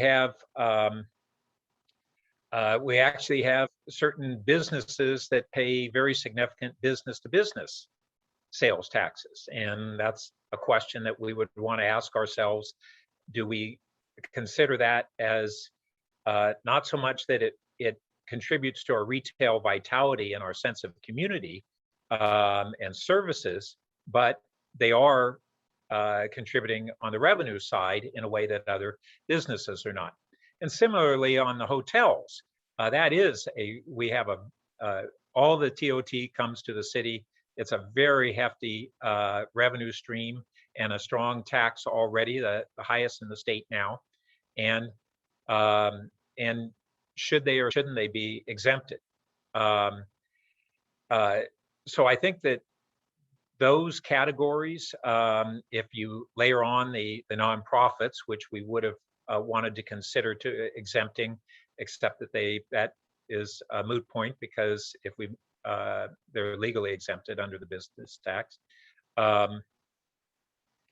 And so I think those are important questions that perhaps we should attempt to fold into this first poll in some limited way, to give us some guidance on whether we should be exempting on a square footage or based on use.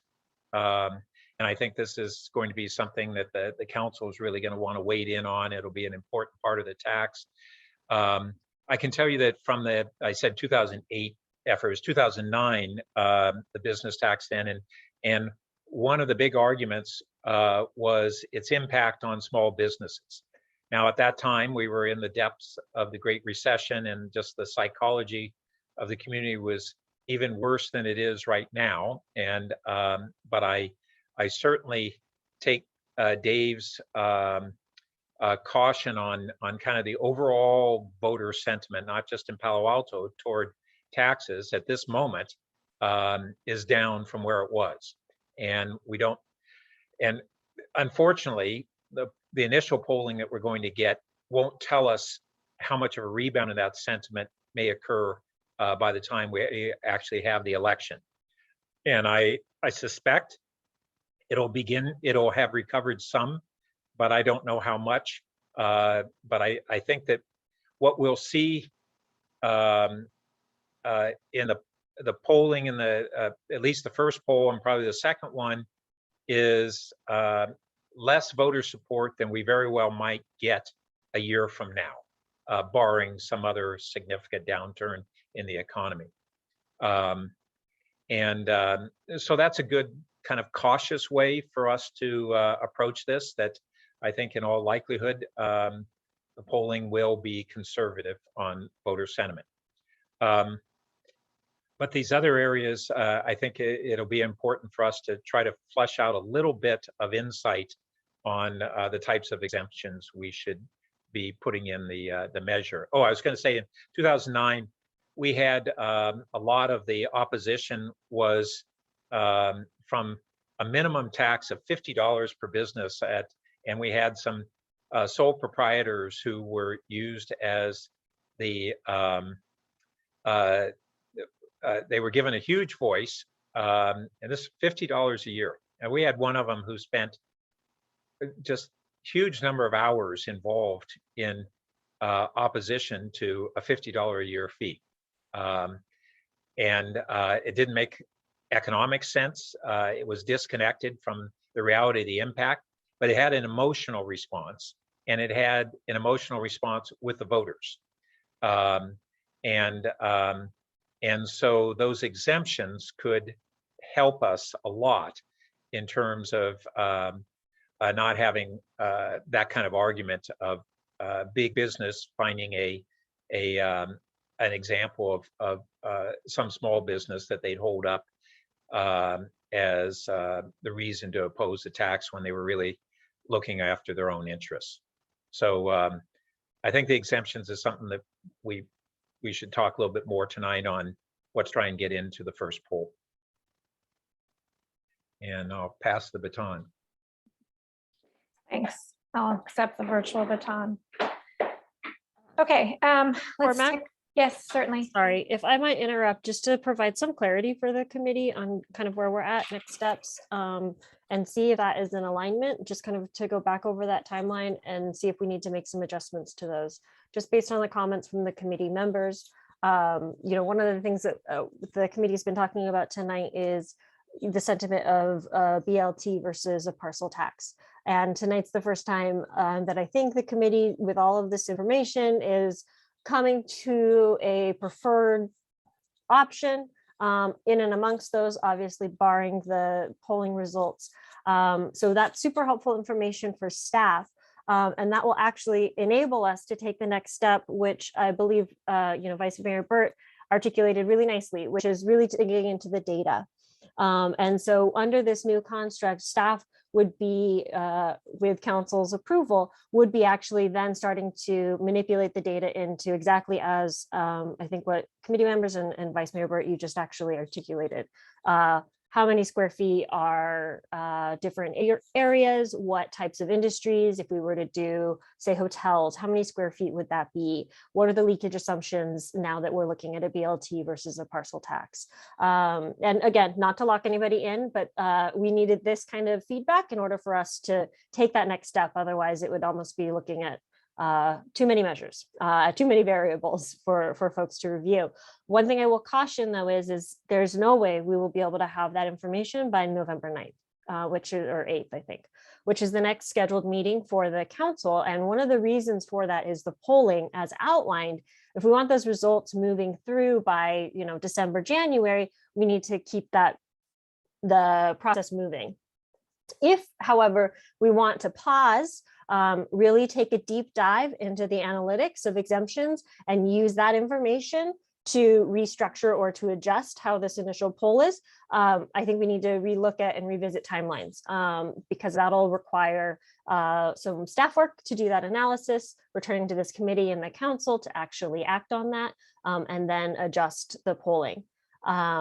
I do believe, however, if the intention is in this first round of polling is to poll on general sentiment, and Miranda can correct me on this if I'm off, but general sentiment on a business license tax with exemptions for industries like, I think that might be something we could do now. But if it's specific data, that will change the rate from $1 to $3. I'm making these up. I don't think we'll be able to have that information. And just to clarify, it was the former I was referring to, and what I tried to describe is that general is the way I described it.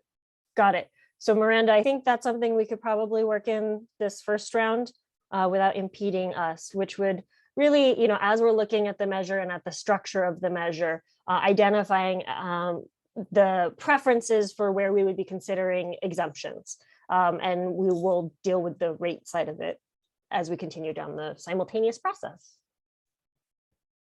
Is that? Yes. Okay. Cool. Thank you for, Thank you, guys. thanks for jumping in. Appreciate that. I do think we're headed towards narrowing, which is exciting because it will make the work that we have to do, and by we, I mean staff, that much more efficient and effective as we go. So back, just thinking about table A2 again, I wonder if maybe we're thinking about this backwards. We're focused on how much money it would raise instead of starting with the tax rate. So I guess one way I'm thinking about it is, I'm always in the business of making things easier for people to understand because I've run these things before. What if we did a tax rate of $1 per square foot? What if that's what ended up being the ballot measure? That would be per year. That would be a number that people would be able to understand. It wouldn't actually be a number that's scary. And then we can back into, maybe it's not 20 million, maybe it's 18, maybe it's 22. I don't know, whatever it is by the time we go through everything. I don't want us to get hung up on the 10, 20, 30, 40. I know why we ended up there because we started there, 2 years ago when we were trying to calibrate. But I'm just going to throw out that we might want to start with the tax rate and work backward to how much that raises. Yeah, if I can, I think that's very sensible. Right? I think, because inherently people are going to look at it, and it ought to be by the month, okay? Because people are going to look at it and mentally go, okay, how much are we paying for our lease now? Oh, another 10 cents on top of that, or another 20 cents on top of that. I think that's how they'll. We can argue about whether it's annually or monthly, right. But I'm just saying, like, if we go, 50 cents a square foot, $1 a square foot, $1.50, whatever, that's helping. So that's just as I'm thinking tonight, listening to it, that way might be another way for us to orient. I think that's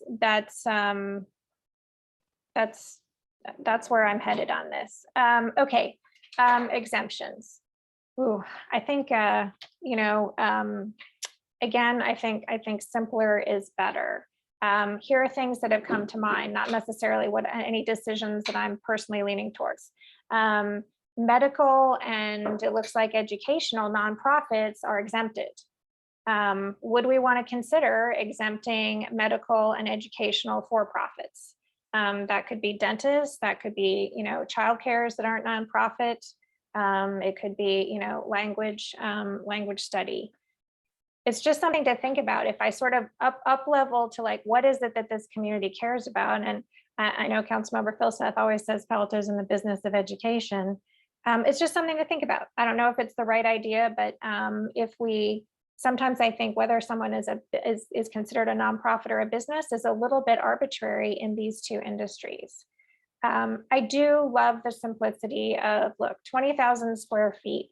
If it's smaller than that, you're off the hook and we're going to consider you small. And above that, you're going to pay this 1%.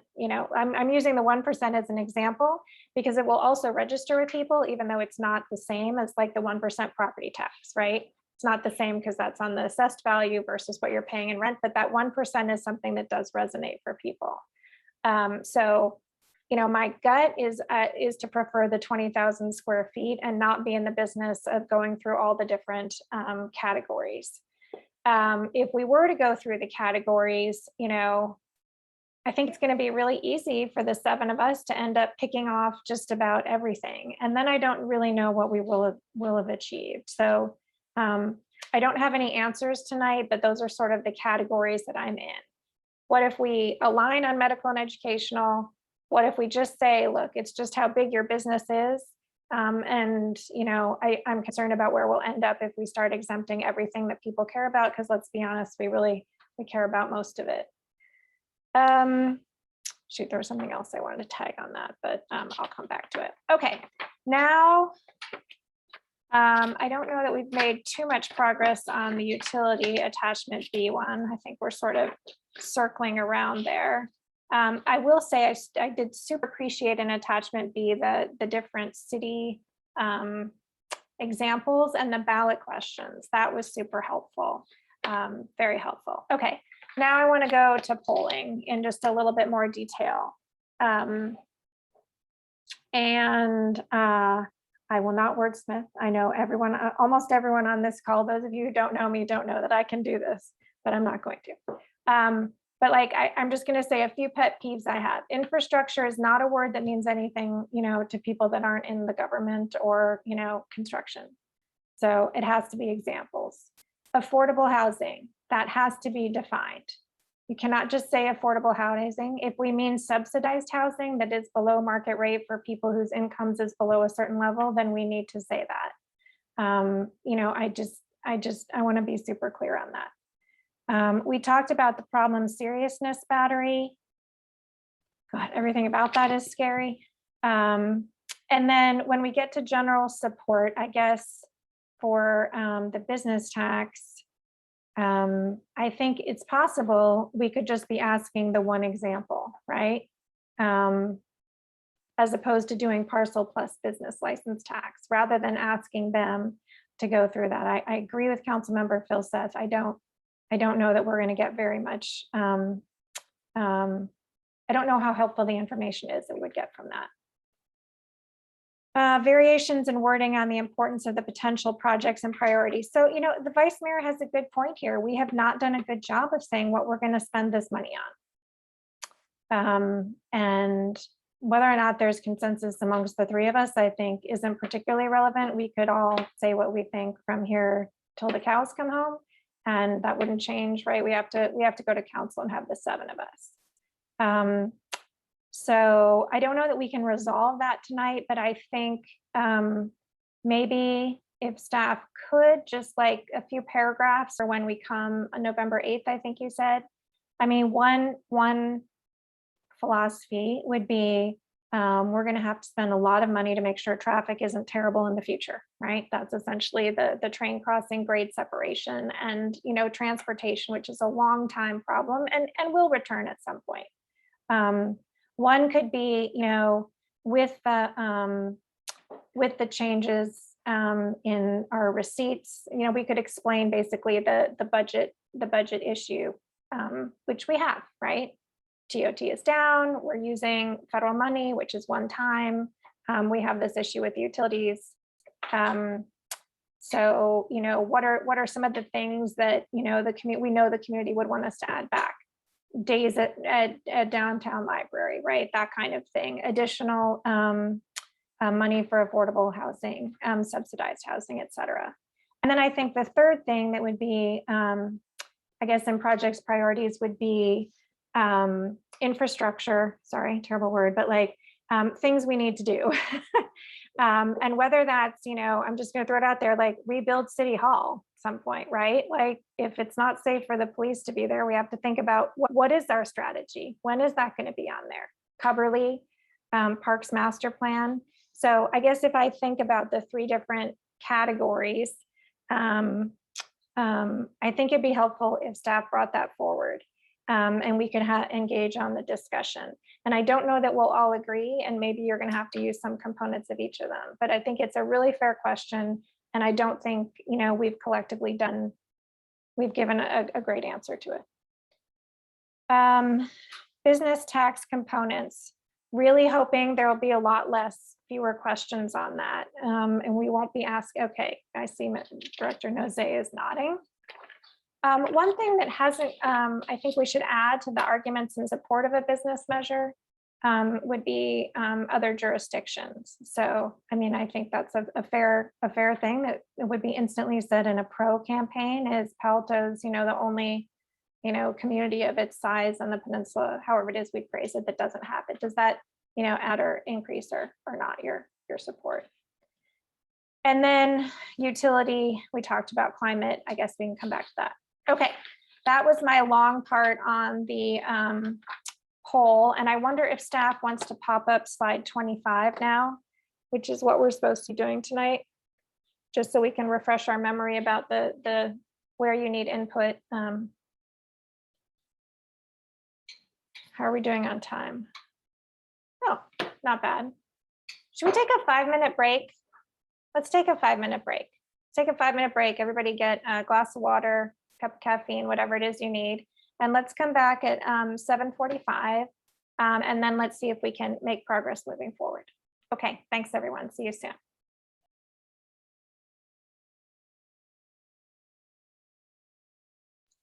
All right, welcome back, committee. I noticed that we all got the memo on wearing blue tonight, so that's entertaining. I guess we all wore the same thing last night too, so I'm starting to have a little bit of a theme. All right, let's see.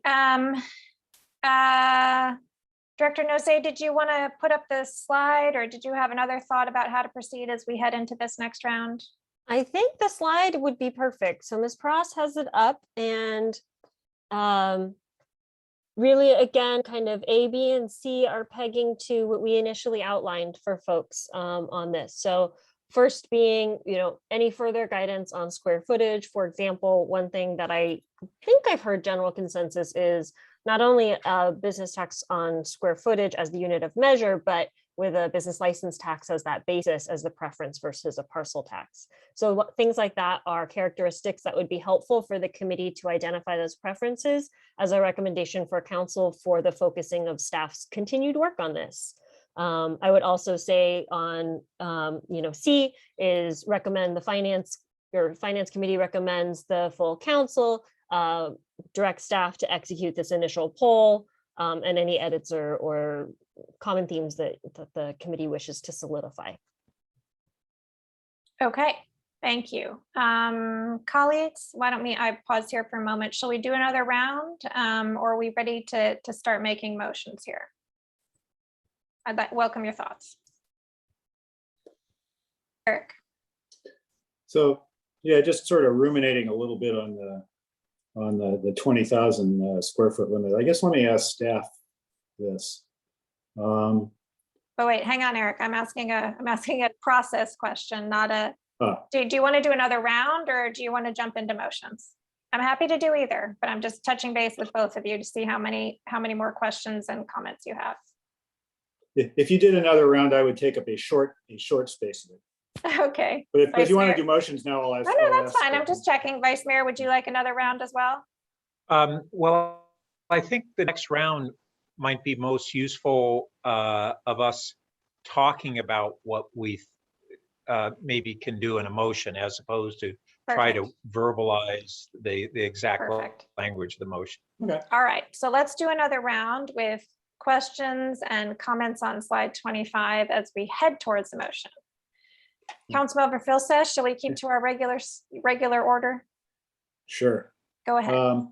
So I think one of the things that's going to be in the motion, if we do it, is going to be, what's the square foot limitation and is it a cliff, right? And I guess I had a couple. I want to make sure that we think through the sort of the intersection between the square foot limit and the leaning toward a business license tax as opposed to a parcel tax, which is if you have a big office building with a whole lot of tenants under 20,000 square feet, does that big office building pay nothing?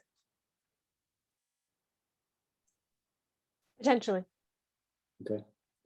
And then you also have this issue of, 20,000 square feet is pretty big, right? And then you also have this issue of somebody that's 19,950 square feet pays zero, and somebody that's 20,100 square feet pays $50,000 a year or something like that. And if we're going to go that route, we just should make sure that we say, yeah, okay, we understand that and we're okay with it. But that was my 2 bits on that one. Okay, no hints on A, B, or C you want to add? I'm just going to say I think we need a little more discussion on the utility one. So if you have any thoughts, now's the time. Well, I thought, I thought doing a GEFT was simplest, and boy, a UUT of 37% or 32% or whatever it is, cosmetically look terrible to me. I can mentally understand the idea. Okay, we're going to restore the transfer because we needed to pay for services, right? And if we don't have it, we're going to cut services, right? In the long run, okay. And I get it that at the moment we're basically subsidizing people burning carbon, right? And we sort of want to discourage that. So that seemed like a simple package to me, whereas the other options seemed more complicated. And then I think the polling was probably said enough on. Okay. So I got enough input into polling, let's put it that way. All right, Vice Mayor. Yeah, so one of the big issues is, how firm of recommendation should we or the council be attempting to make before we get any first polling data. So we don't want to leave everything just wide open, but we don't want to act like we know answers that we are going to maybe change in response to the first poll. So we've got to, I think, frame it with that humility and go from there. I do agree with Councilmember Cormack in terms of the attractiveness of both simple messaging and simpler complexity to whatever tax we have. I mean, that's one of the things we talked about last time is the more complex the tax, the better opportunity there is to make it fair and address sub-issues. And the more complex it is, generally, the less voters support it. And so that's a trade-off. And we can go down one path of refining it so that it's a better designed tax. And unfortunately, that may mean that we have less chance of success. But once again, we'll learn more about that from the polling. So in the first one on the square footage, I think that we maybe could frame this in terms of looking at a range of 10 to 20 cents square foot per month. And I think framing it as on a monthly basis is the way to do it for the polling and going forward. And we can always convert what that means on an annual basis. But as Councilmember Phil said, people can think of, okay, 10 cents a square foot or 20 cents a square foot. What does that really mean on my rent? Let's see, the other question on the exemptions,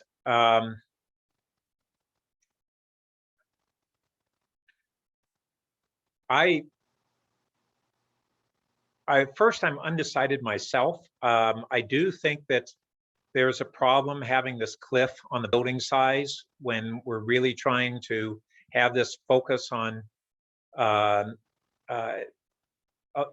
a great deal of the focus on kind of higher income businesses and tech workforces and tech companies. And in Palo Alto, certainly in our downtowns, a lot of those very buildings are below the 20,000 square foot threshold, including buildings that are occupied by large companies who in our downtown have gone and cobbled together a whole series of buildings, some of which are larger than 20,000 square feet and some that are smaller. And that begs the question of, are companies going to be exempted if they're in a building below a certain size, but they have multiple buildings? So I think that's the sub issue we're going to have to, not necessarily in the polling, but we're going to have to come to a decision on. And I think we need to just get that on the table. And maybe part of what we want to do is not just our recommendations to the council, but open issues that we say, look, we've narrowed the options. We can say here's where we're leaning, and the council can have the opportunity to wade in on this, but all of us have the humility to say, and then we're going to make a decision after we see some polling, because I just think this includes my opinions on if we didn't have any polling, I'd be ready to say, okay, here's what I think it ought to be, but I want to be informed by the polling.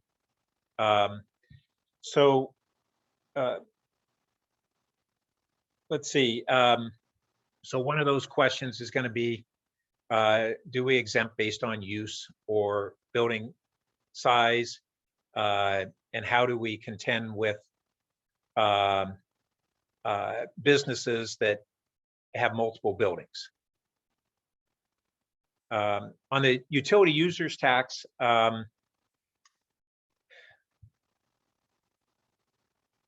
I don't know. I framed kind of my concerns at the outset, and I don't feel like I'm a lot further along on where to go there, except that I expect that the polling will discourage us from making it complex. And as Councilmember Phil said that high rate for the gas is probably going to be a non-starter.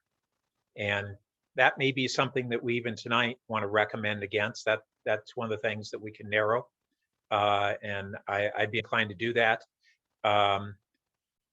We maybe need to decide as a committee whether we're going to recommend anything above backfilling the loss from the GFET. And how firmly we should be on that. So what if we maybe we all have the opinion tonight that that's likely to not fly, to go beyond backfilling. But if the poll told us otherwise, then we'd probably be willing to pivot. But if we were to bet money tonight, we're probably fairly aligned on what we think the poll is likely to tell us. We could maybe frame some of these recommendations as tentative based upon polling. So maybe that's a way to make committee recommendations. Here's what we think right now, but it's based on polling. So that's my input. I think on C here, we've already probably given pretty good input on what we'd like to have kind of tweaked in the polling. I will say I agree on keeping the language as clear and simple as possible. I'm not sure that, for instance, we are not a typical community, and I think the overwhelming majority of Palo Altans are not real tentative over use of a term like infrastructure. Now, we may also see that being more concrete on what infrastructure projects we want to cite polls even better. But I think we've got a community that's able to grasp that maybe more than other areas of demographics and areas of the country. Anyway, so that's kind of my thoughts on what we might put in this motion. Okay, I think we're converging. I'm getting close to ready to make a motion, but Councilmember Philseth, go ahead. Yeah, let me throw out two things. Pick up on what the Vice Mayor just said. I mean, suppose in the poll we asked people, would you support a surtax on natural gas usage in order to encourage people to, electrify? I mean, that's not exactly the right words, but test the water to see if there's interest in sort of, essentially placing an extra tax on gas. I mean, is that something that we ought to use the poll for? Yeah, and maybe even ask that same question around gas and electric. Well, the electric thing is, based on carbon, right? No, I understand that, but in terms of political support, Right. It reduces the amount that's layered onto the gas, and it Right. very well may resonate with the voters to say, yeah, I'll pay on my gas and electric to one on the gas to discourage it, and the other electric to encourage electrification, or however the voters may want to see that. I just want to see how the voters think about doing it on both, as opposed to our opinion tonight. I get the objective clearly. Well, yeah, well, Okay. Fine. The other thing I want to throw out on the table is we're concerned about the cliff, and should we consider instead of a cliff, sort of a ramp, right? Which to effective, your first 12,000 square feet is free, and then it kicks in after that. But so if you got a 20,000 square foot building, then you're paying on the first 8,000, then you're paying on 8,000 of it, right? If that makes any sense to me. I don't know what that would do to revenues, but it would get rid of it. We would get rid of the cliff. And should we consider that? Again, a hypothetical? Yeah. Okay. Yeah, What do you guys think? that's fairness versus complexity. And certainly, having a stagger, I think, is more fair. And I'd be curious how that would pull. No, I don't mean a stagger, just a flat. I mean one, but there's, your first 10,000 square feet is exempted from it. He's offering a discount. Yeah. Yeah, and there's two ways to frame a similar but one. not a tiers and staggered and stuff like that. Yeah, and that's too complicated. yeah, So go worried ahead. about the complexity. One thing I just might suggest to this committee as you're considering your motions is obviously there's still a lot of work for staff to do in terms of providing information about what would exempting properties under a certain dollar threshold, or what would a certain NAICS, or service area or business area exemption kind of do to those numbers. So I think last time the committee landed on a motion, I think that helped provide some wiggle room, but also identified preferences by talking about,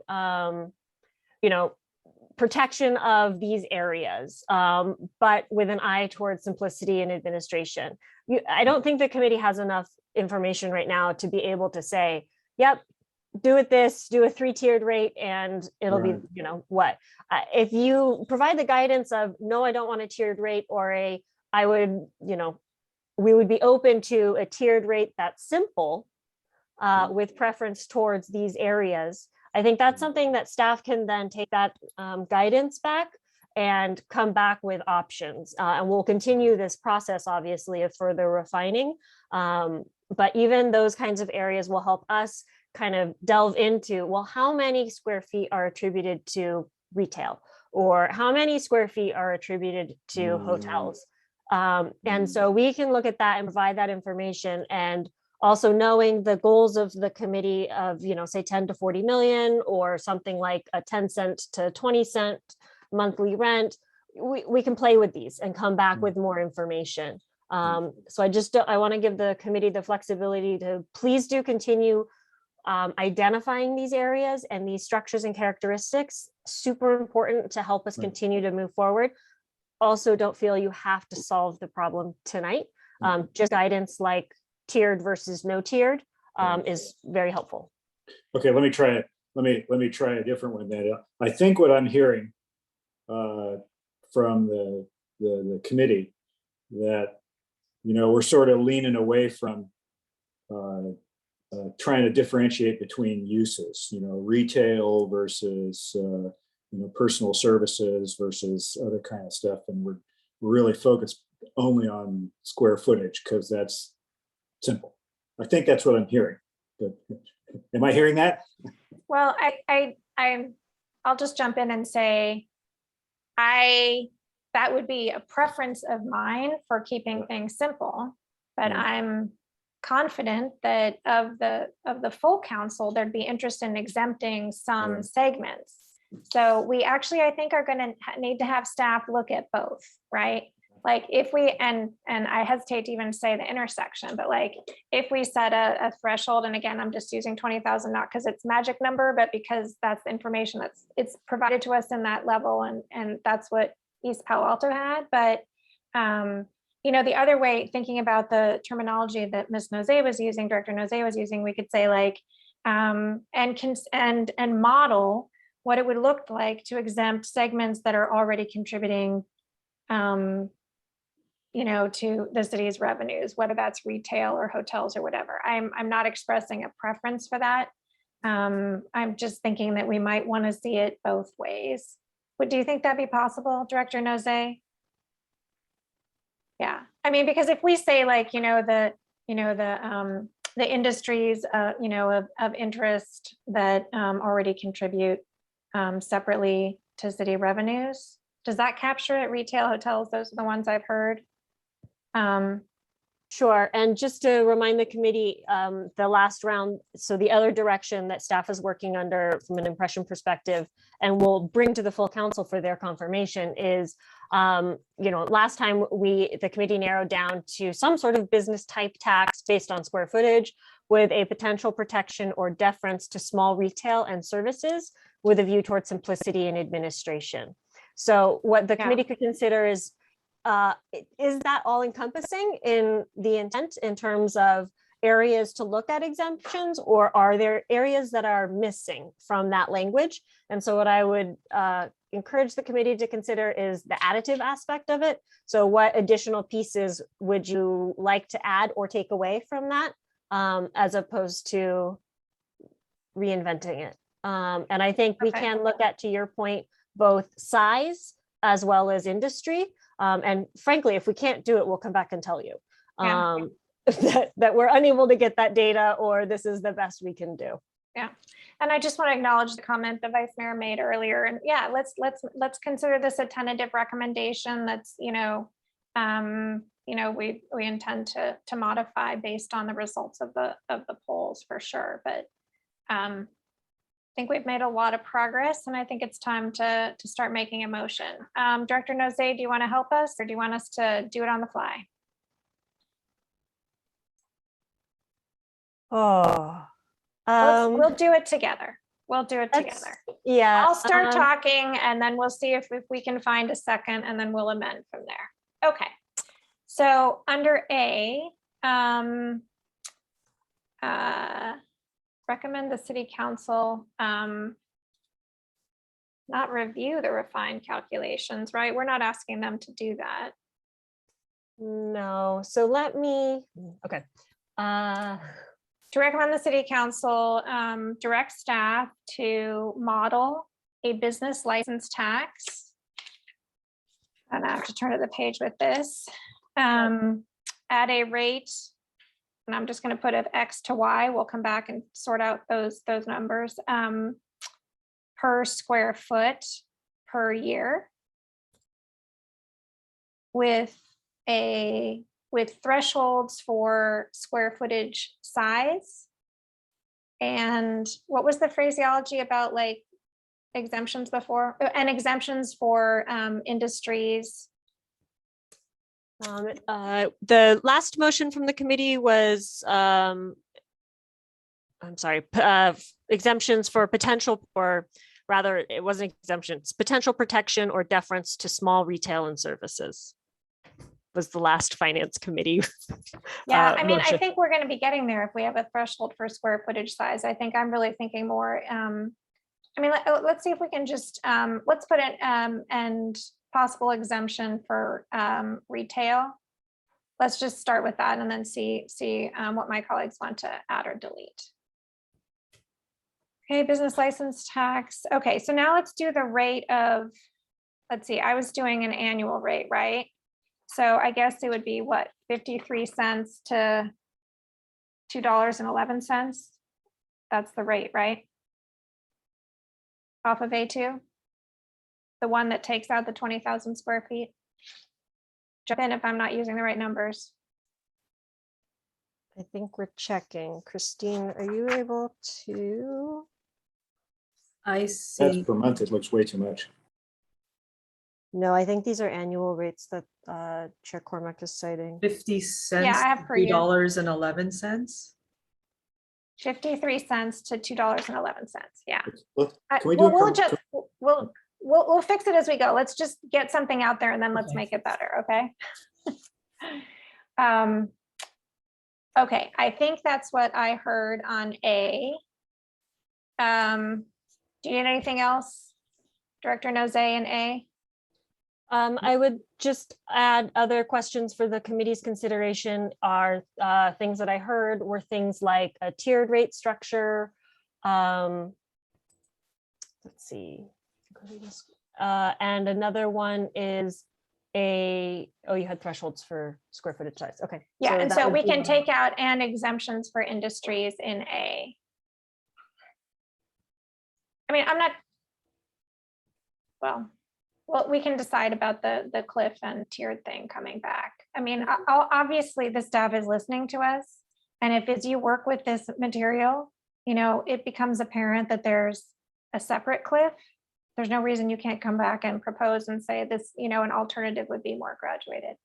Okay, and then on B, if we wanted to just replace gain voter approval to replace the existing transfer, what would be the best way to phrase that? And I'm open to the city attorney helping me with the language here.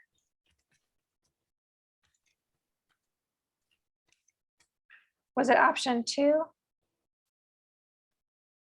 Yeah, I'm kind of thinking out loud or scanning things I've written down here. Okay.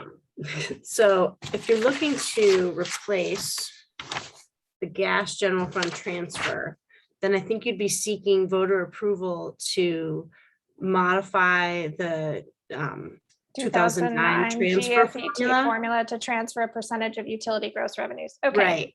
All right, so that's option 2 in packet page 10 of attachment B.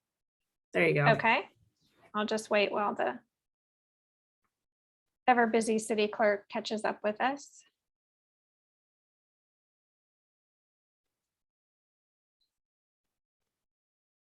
Okay, that looks promising, and you can just take out C and D. Okay, all right, and then C, do we need council to do anything with the polling? Or are we just going to direct staff here? We're not really recommending to city council. Okay. Well, I guess, yeah, we'll put direct staff. And C would be direct staff to incorporate the finance committee's feedback to about the polling topics. And to execute the initial round of polling. And to execute the initial round of polling.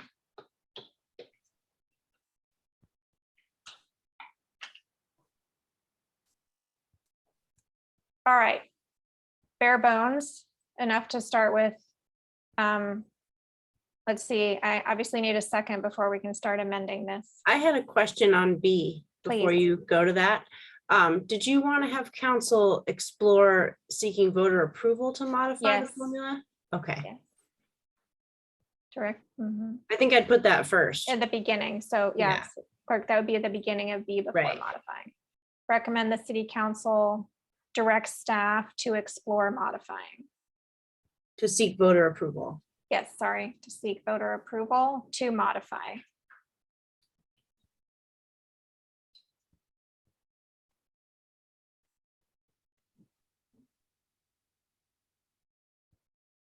Good enough. Okay, let's see if there's a second and then we can get to work. If not, one of you gets to try. Second. All right, Councilmember Philseth, you have some modifications you'd like to make. I think we ought to move to cast all these per square foot rates in monthly terms. So that would be like 5 to 20 cents a month. Okay, to model a business license tax. The problem is that we haven't, everything isn't done that way. So should we But just, I think we should shift it. I think we should Okay. go that way. to model a business license tax at monthly rates, and then just put in parentheses the part that we've got already. That would be fine. That'd be Okay, then fine. put in parentheses that after per year. Okay. Okay, so business But license. but that's tax. that's a monthly rate of 5 to 20 cents a month. So I don't know if you want to put that in or not, or let staff do it. But, I want staff what they do. to recast everything because I think they should spend some time doing that and make sure Well, we're but using. are we going to recast it in round numbers? Like, I think you made the good point on, or are we going to do it in these very non-rounded numbers? And I Okay. agree with Eric that 5 to 20 cents is good round numbers, and the better way to do it. Okay, sorry. So you want to divide 53 by 12, so that's.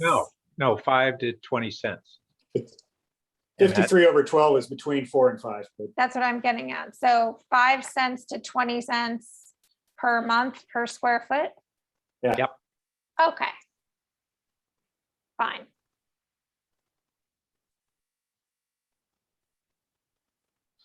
Okay, so now we can get rid of the parentheses between rates and 5 cents. At monthly rates of 5 cents to 20 cents, and then you per square foot, and then let's have a comma after per square foot, just so it's not a total run-on sentence. With thresholds for square footage size and possible exemptions for retail. Councilmember Phil said that's my second. More work or less work on exemptions? are we gonna, I mean, staff was, are we gonna allow staff the flexibility and council the flexibility to come up with other, or are we just gonna assume they're gonna do it themselves and then retail? Like, you know, nail salons and SAT prep or whatever, right? So if the desire is to go beyond the retail industry, I would say specifying that is important. So retail and services might be something that's helpful, or hotel, I think was something someone had said, or I'm not quite sure what was another one of the characteristics were. So those types Also of things are- retail or other categories?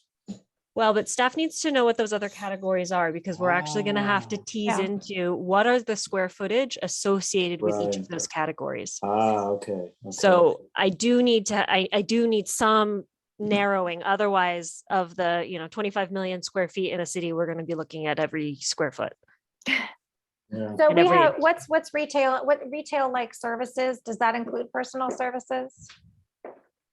Trying to remember. We don't I have would just Jonathan. specify it, retail or retail like, such as personal services.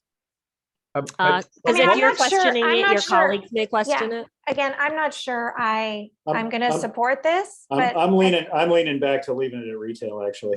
Okay. It's getting complicated. So what were Okay. Kylie, Wait, you wait. Oh, sorry, keep going. you had mentioned, cited the previous motion that talked about services, and that was from the council? That's actually, no, from the committee, September 21st committee discussion. Yeah, because let me just say that when we're getting down the path of retail-like services, that's one concept. But really, I think one of the values is valued or essential services in the community. Now, that might include small medical or other things that we think we really want to do everything we can to help those certain types of small businesses. So I'm not sure where to draw the line on that, but I wanted to make sure we're thinking about who we may be really wanting to protect. Yeah. We I are mean, going to catch a lot. We are going to catch a lot of those with the size threshold too, of course. We will, but we're we're- not sure which way we're gonna do it, right? Yeah, we don't know if we're going to go size or Yeah. category. We're gonna have to look at both of them and see. I guess the tax policy reason to exempt retail is that they are already providing sales tax, right? Which the services are not. Yeah. So I Yeah. think from a tax policy standpoint, it's reasonable to have a retail exemption. Of course, we want to support many small businesses that are crucial here, but I just fear that'd be a really slippery slope. I buy the tax argument. Beg your pardon? I buy the tax argument. Okay, great. So I'll stop selling then. I think I learned that at some point. And okay, any other changes that you would like to make, Councilmember Phil Seth, before I turn to the Vice Mayor? No, Okay, we can get rid of B little I, at least for the moment. All right, Vice Mayor, thoughts on this, improvements, deletions? Well, first, I'll say that tax policy on this is very important, but it's not the only issue. We we've been concerned throughout of one of the issues was, okay, what's the upper limit at which point we may really be discouraging business in the community? Well, a subset of that is what's the limit at which we may be discouraging highly valued businesses who are less have less resources. And I think that's an important issue, that this is not merely a financial decision. This is also a community value decision. So I would want to keep open other exemptions, and maybe rather than define that, say and possible exemption, including possible exemptions for retail and other services. The problem is, Not trying to, staff says it's a lot of work though. But wait, Well, are that's we a good recommending this to council? yeah, so there's two So, issues here, yeah. I guess. One is what we're recommending to council, but also what the point Eric's making, which is that we're also talking about what we're asking staff to try to do additional work on, and that's a good point. So maybe we need to make those distinctions. And I agree that it would be a challenge to try to identify the square footage of these various services. We could probably get a better estimate of retail and hotel. And that's probably more easily obtainable. Can I interrupt for a Yeah, moment? sure. I think Vice Mayor Burt, this might be a question. You had said that one of the things we could do is bring questions to the council, and this Yeah. might be one. This might be what we do, rather than trying to figure out what A is. Maybe we have a B, which is recommend the city council discuss and decide on possible exemptions, possible industry exemptions. Yeah, I wouldn't even put decide at this point in time before polling. Sorry, I was getting a little greedy. Yeah, but Discuss. yeah, I think that's a good bucket. Okay, so Councilmember Philseth, does that sound like a reasonable way to proceed? Yeah, that word, I think that's good language. Discuss possible industry exemptions. So let's take possible, okay, let's leave possible in A, because I think it's realistic to at least start with retail. And then let's say in B, let's say discuss possible additional industry exemptions.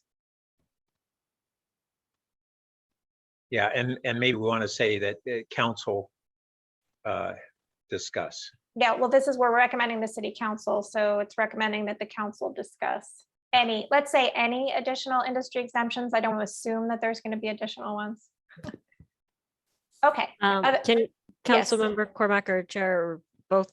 Hello. Vice Yes. Mayor Burt. Sorry. Anyway, committee. If on B we could add, I'm assuming that it's discuss any additional industry exemptions for further staff analysis. Yes. For further Or staff modeling analysis. on. Yes. Yeah. Okay.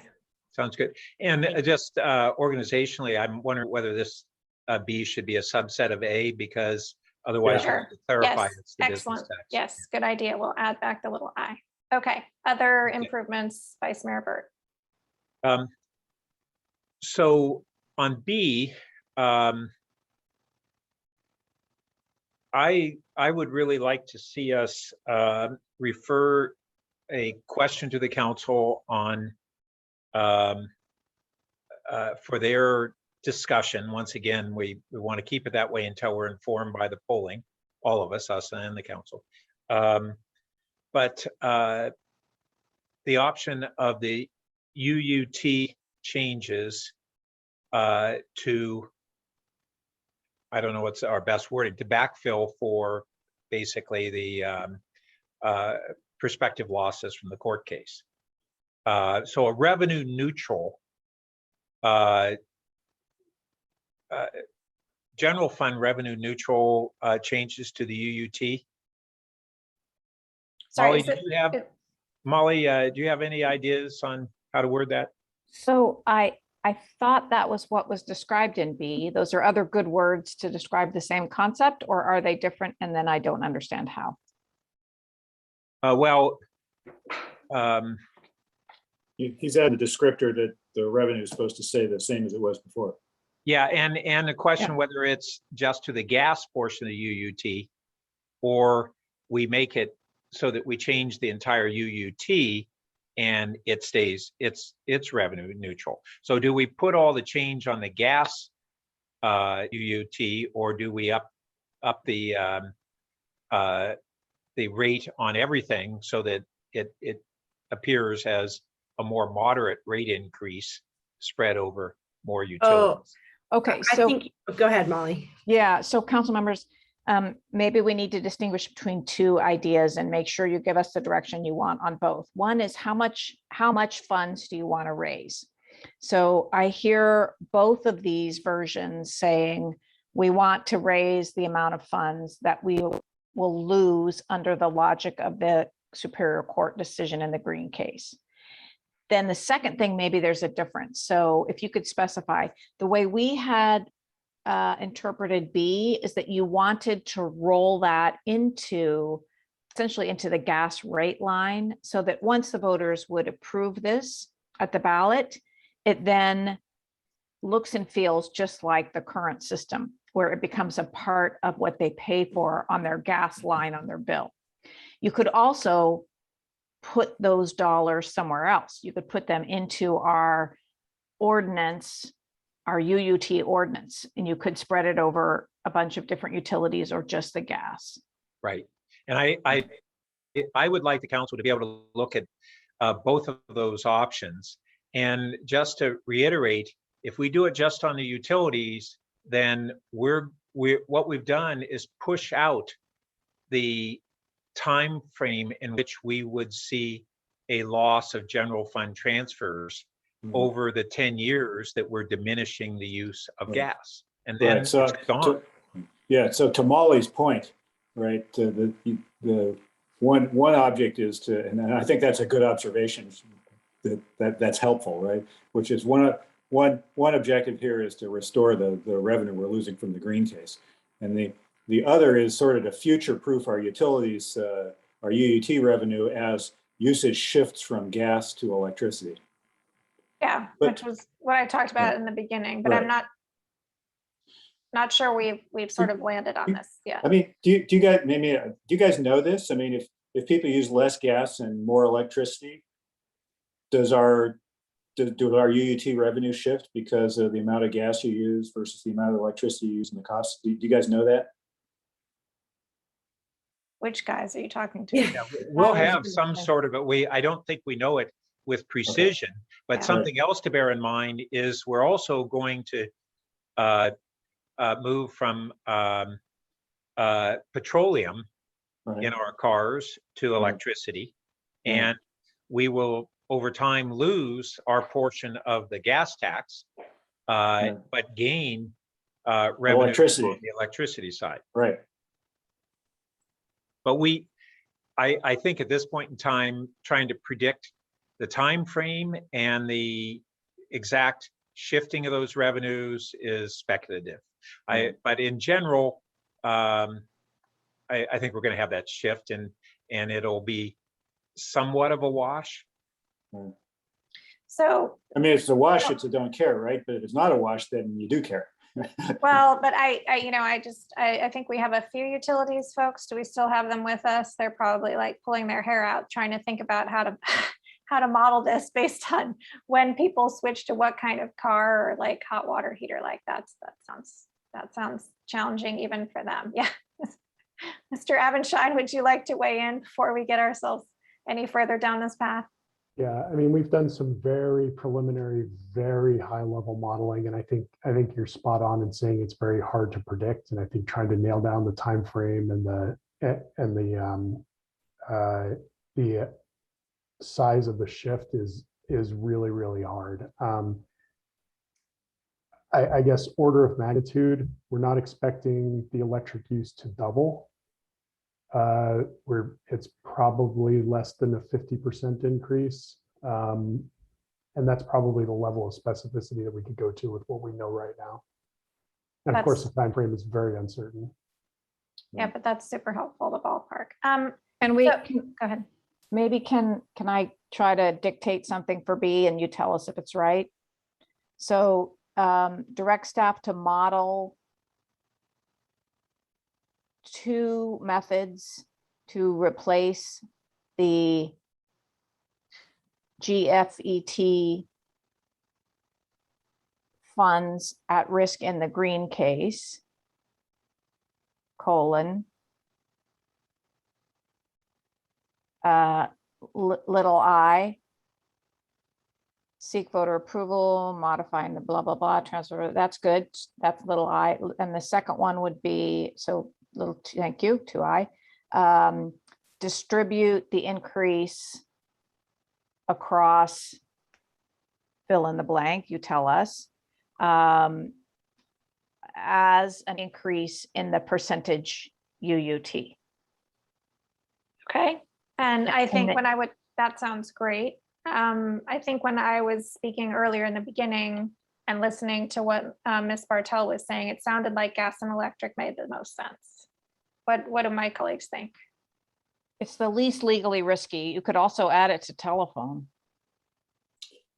Yeah, but is telephone on the cell phones or just landlines? I don't remember. I believe we changed it to be cell phones now. Yes, Okay. Kylie? Yes, okay. Sorry, Eric. I was gonna say gas and electric makes the most sense to me because those are the ones that we're anticipating replacing each other. Yeah, I heard least risky, and I also, those are the ones we're hopefully going to be substituting electric for gas. Yeah, I'm good Vice with that. Mayor, you're I'm good with that? Gas Okay, and electric, yeah. okay. Could we change the first use of the word increase to decrease Change. the Change. change? Thank you. Mhm. Okay. Vice Mayor, additional comments or improvements? No, I just on C, not so much a change to the motion, but one of the things I realized that I'm interested in how voters would respond to, and maybe it's in the second poll, but is that comparison to, for instance, other cities, not for instance, principally East Palo Alto and San Francisco, and giving them a frame of reference on their comparative tax rates, and it could be as simple as, on the 20 cents rate to say similar to what East Palo Alto currently charges, and I'd be very interested in how that resonates with the electorate, or on the upper end of the rate to say, approximately 10 or 15% of San Francisco's total business tax rates. I suspect that that's a pretty persuasive argument to a lot of voters, and would be interested in how they respond when that's incorporated in a poll. So I'll just add that as just, finance committee's feedback. While the pollster is listening, I think the pollster is listening. It's Okay, just part of that finance committee feedback without changing the motion. all right. Any other last changes, staff or colleagues? Is there anything that we have narrowed and that we're recommending that was on the table before and we're removing from the table, and we should be more clear to the council that we're recommending removal? I think we took the parcel tax off. Yeah, parcel tax. Yeah, I also think you can rely on staff to, in the staff report, identify where kind of we started and the narrowing that's happened. Okay. And why, yeah. Right. Good enough. So, we will be transmitting, obviously, the full council's received all of these staff reports, but of course we'll be transmitting yet another one in about a week that kind of just does a quick summary of where we were, where we are, and the actions for the council's consideration. Okay. Okay. We've made Good. really good progress tonight. Before we vote on this, I just want to thank the many staff, some who work for the city and some who are here assisting us. I know it takes a long time to get here, and I appreciate all the work that all of you have done to educate us and get us here. All right, let's go ahead and vote. Vice Mayor Burt. Yes. I will vote yes. Councilmember Philsteth. Yes. And that passes unanimously. And now we move on to future meetings and agendas. Ms. Nozay, what will we do next when we meet together? Sure. And I will also just note for the record, although per your practice that anything that is unanimous by a committee will typically go on a yes. consent agenda, this will not. No, Staff I plans think we information- just, yeah, please put it on action so we don't, yeah, great, okay, thank you. Based on the direction of the request for discussion, we are planning on an action item. I can vote against if that helps. No, that's okay. So just to make that clear for everybody, especially those that are also watching, to know that this won't be a consent item. Moving forward, just confirming for the committee and everybody else, we have canceled the November 16th Finance Committee meeting and rescheduled that to November 30th. So we won't have our routinely scheduled meeting in 2 weeks from now. We actually won't see you for almost a month. Or almost 2 months maybe, and we'll see you at the end of November after the Thanksgiving holiday. And basically the following 2 meetings, November 30th and December, whatever, the first week in December, will be all about your year-end financials. So we'll be looking at your FY 2021 year-end annual comprehensive financial report, and then we will also be then taking those pieces of information and turning it into the start of your FY 2023 budget. So a little crazy to think that we are already there, but yes, we're already there, starting to look at FY 2023 and the 10-year financials, and those will be the next pieces for this committee before we break for the holidays. All So right, the December, can you refresh me on the date on Sure. the It will December be meeting? December 7th. Okay. Yep, it'll be our routinely scheduled first Tuesday of the month. And then the council will be on break by the second scheduled meeting in December, which it would have been the 21st. But the council's holiday recess will already be in effect. So we've got 2 more as a committee. okay, And so the council is not meeting on the 20th, right? no. Correct. Okay, just want to make sure. Anything else on future meetings and agendas? All right, then I see if I can do this. I wanted to adjourn tonight's meeting in memory of my father, who died last year. He was a resident in Palo Alto and he moved here just in time to vote for me. And tonight would have been his 80th birthday. So good night.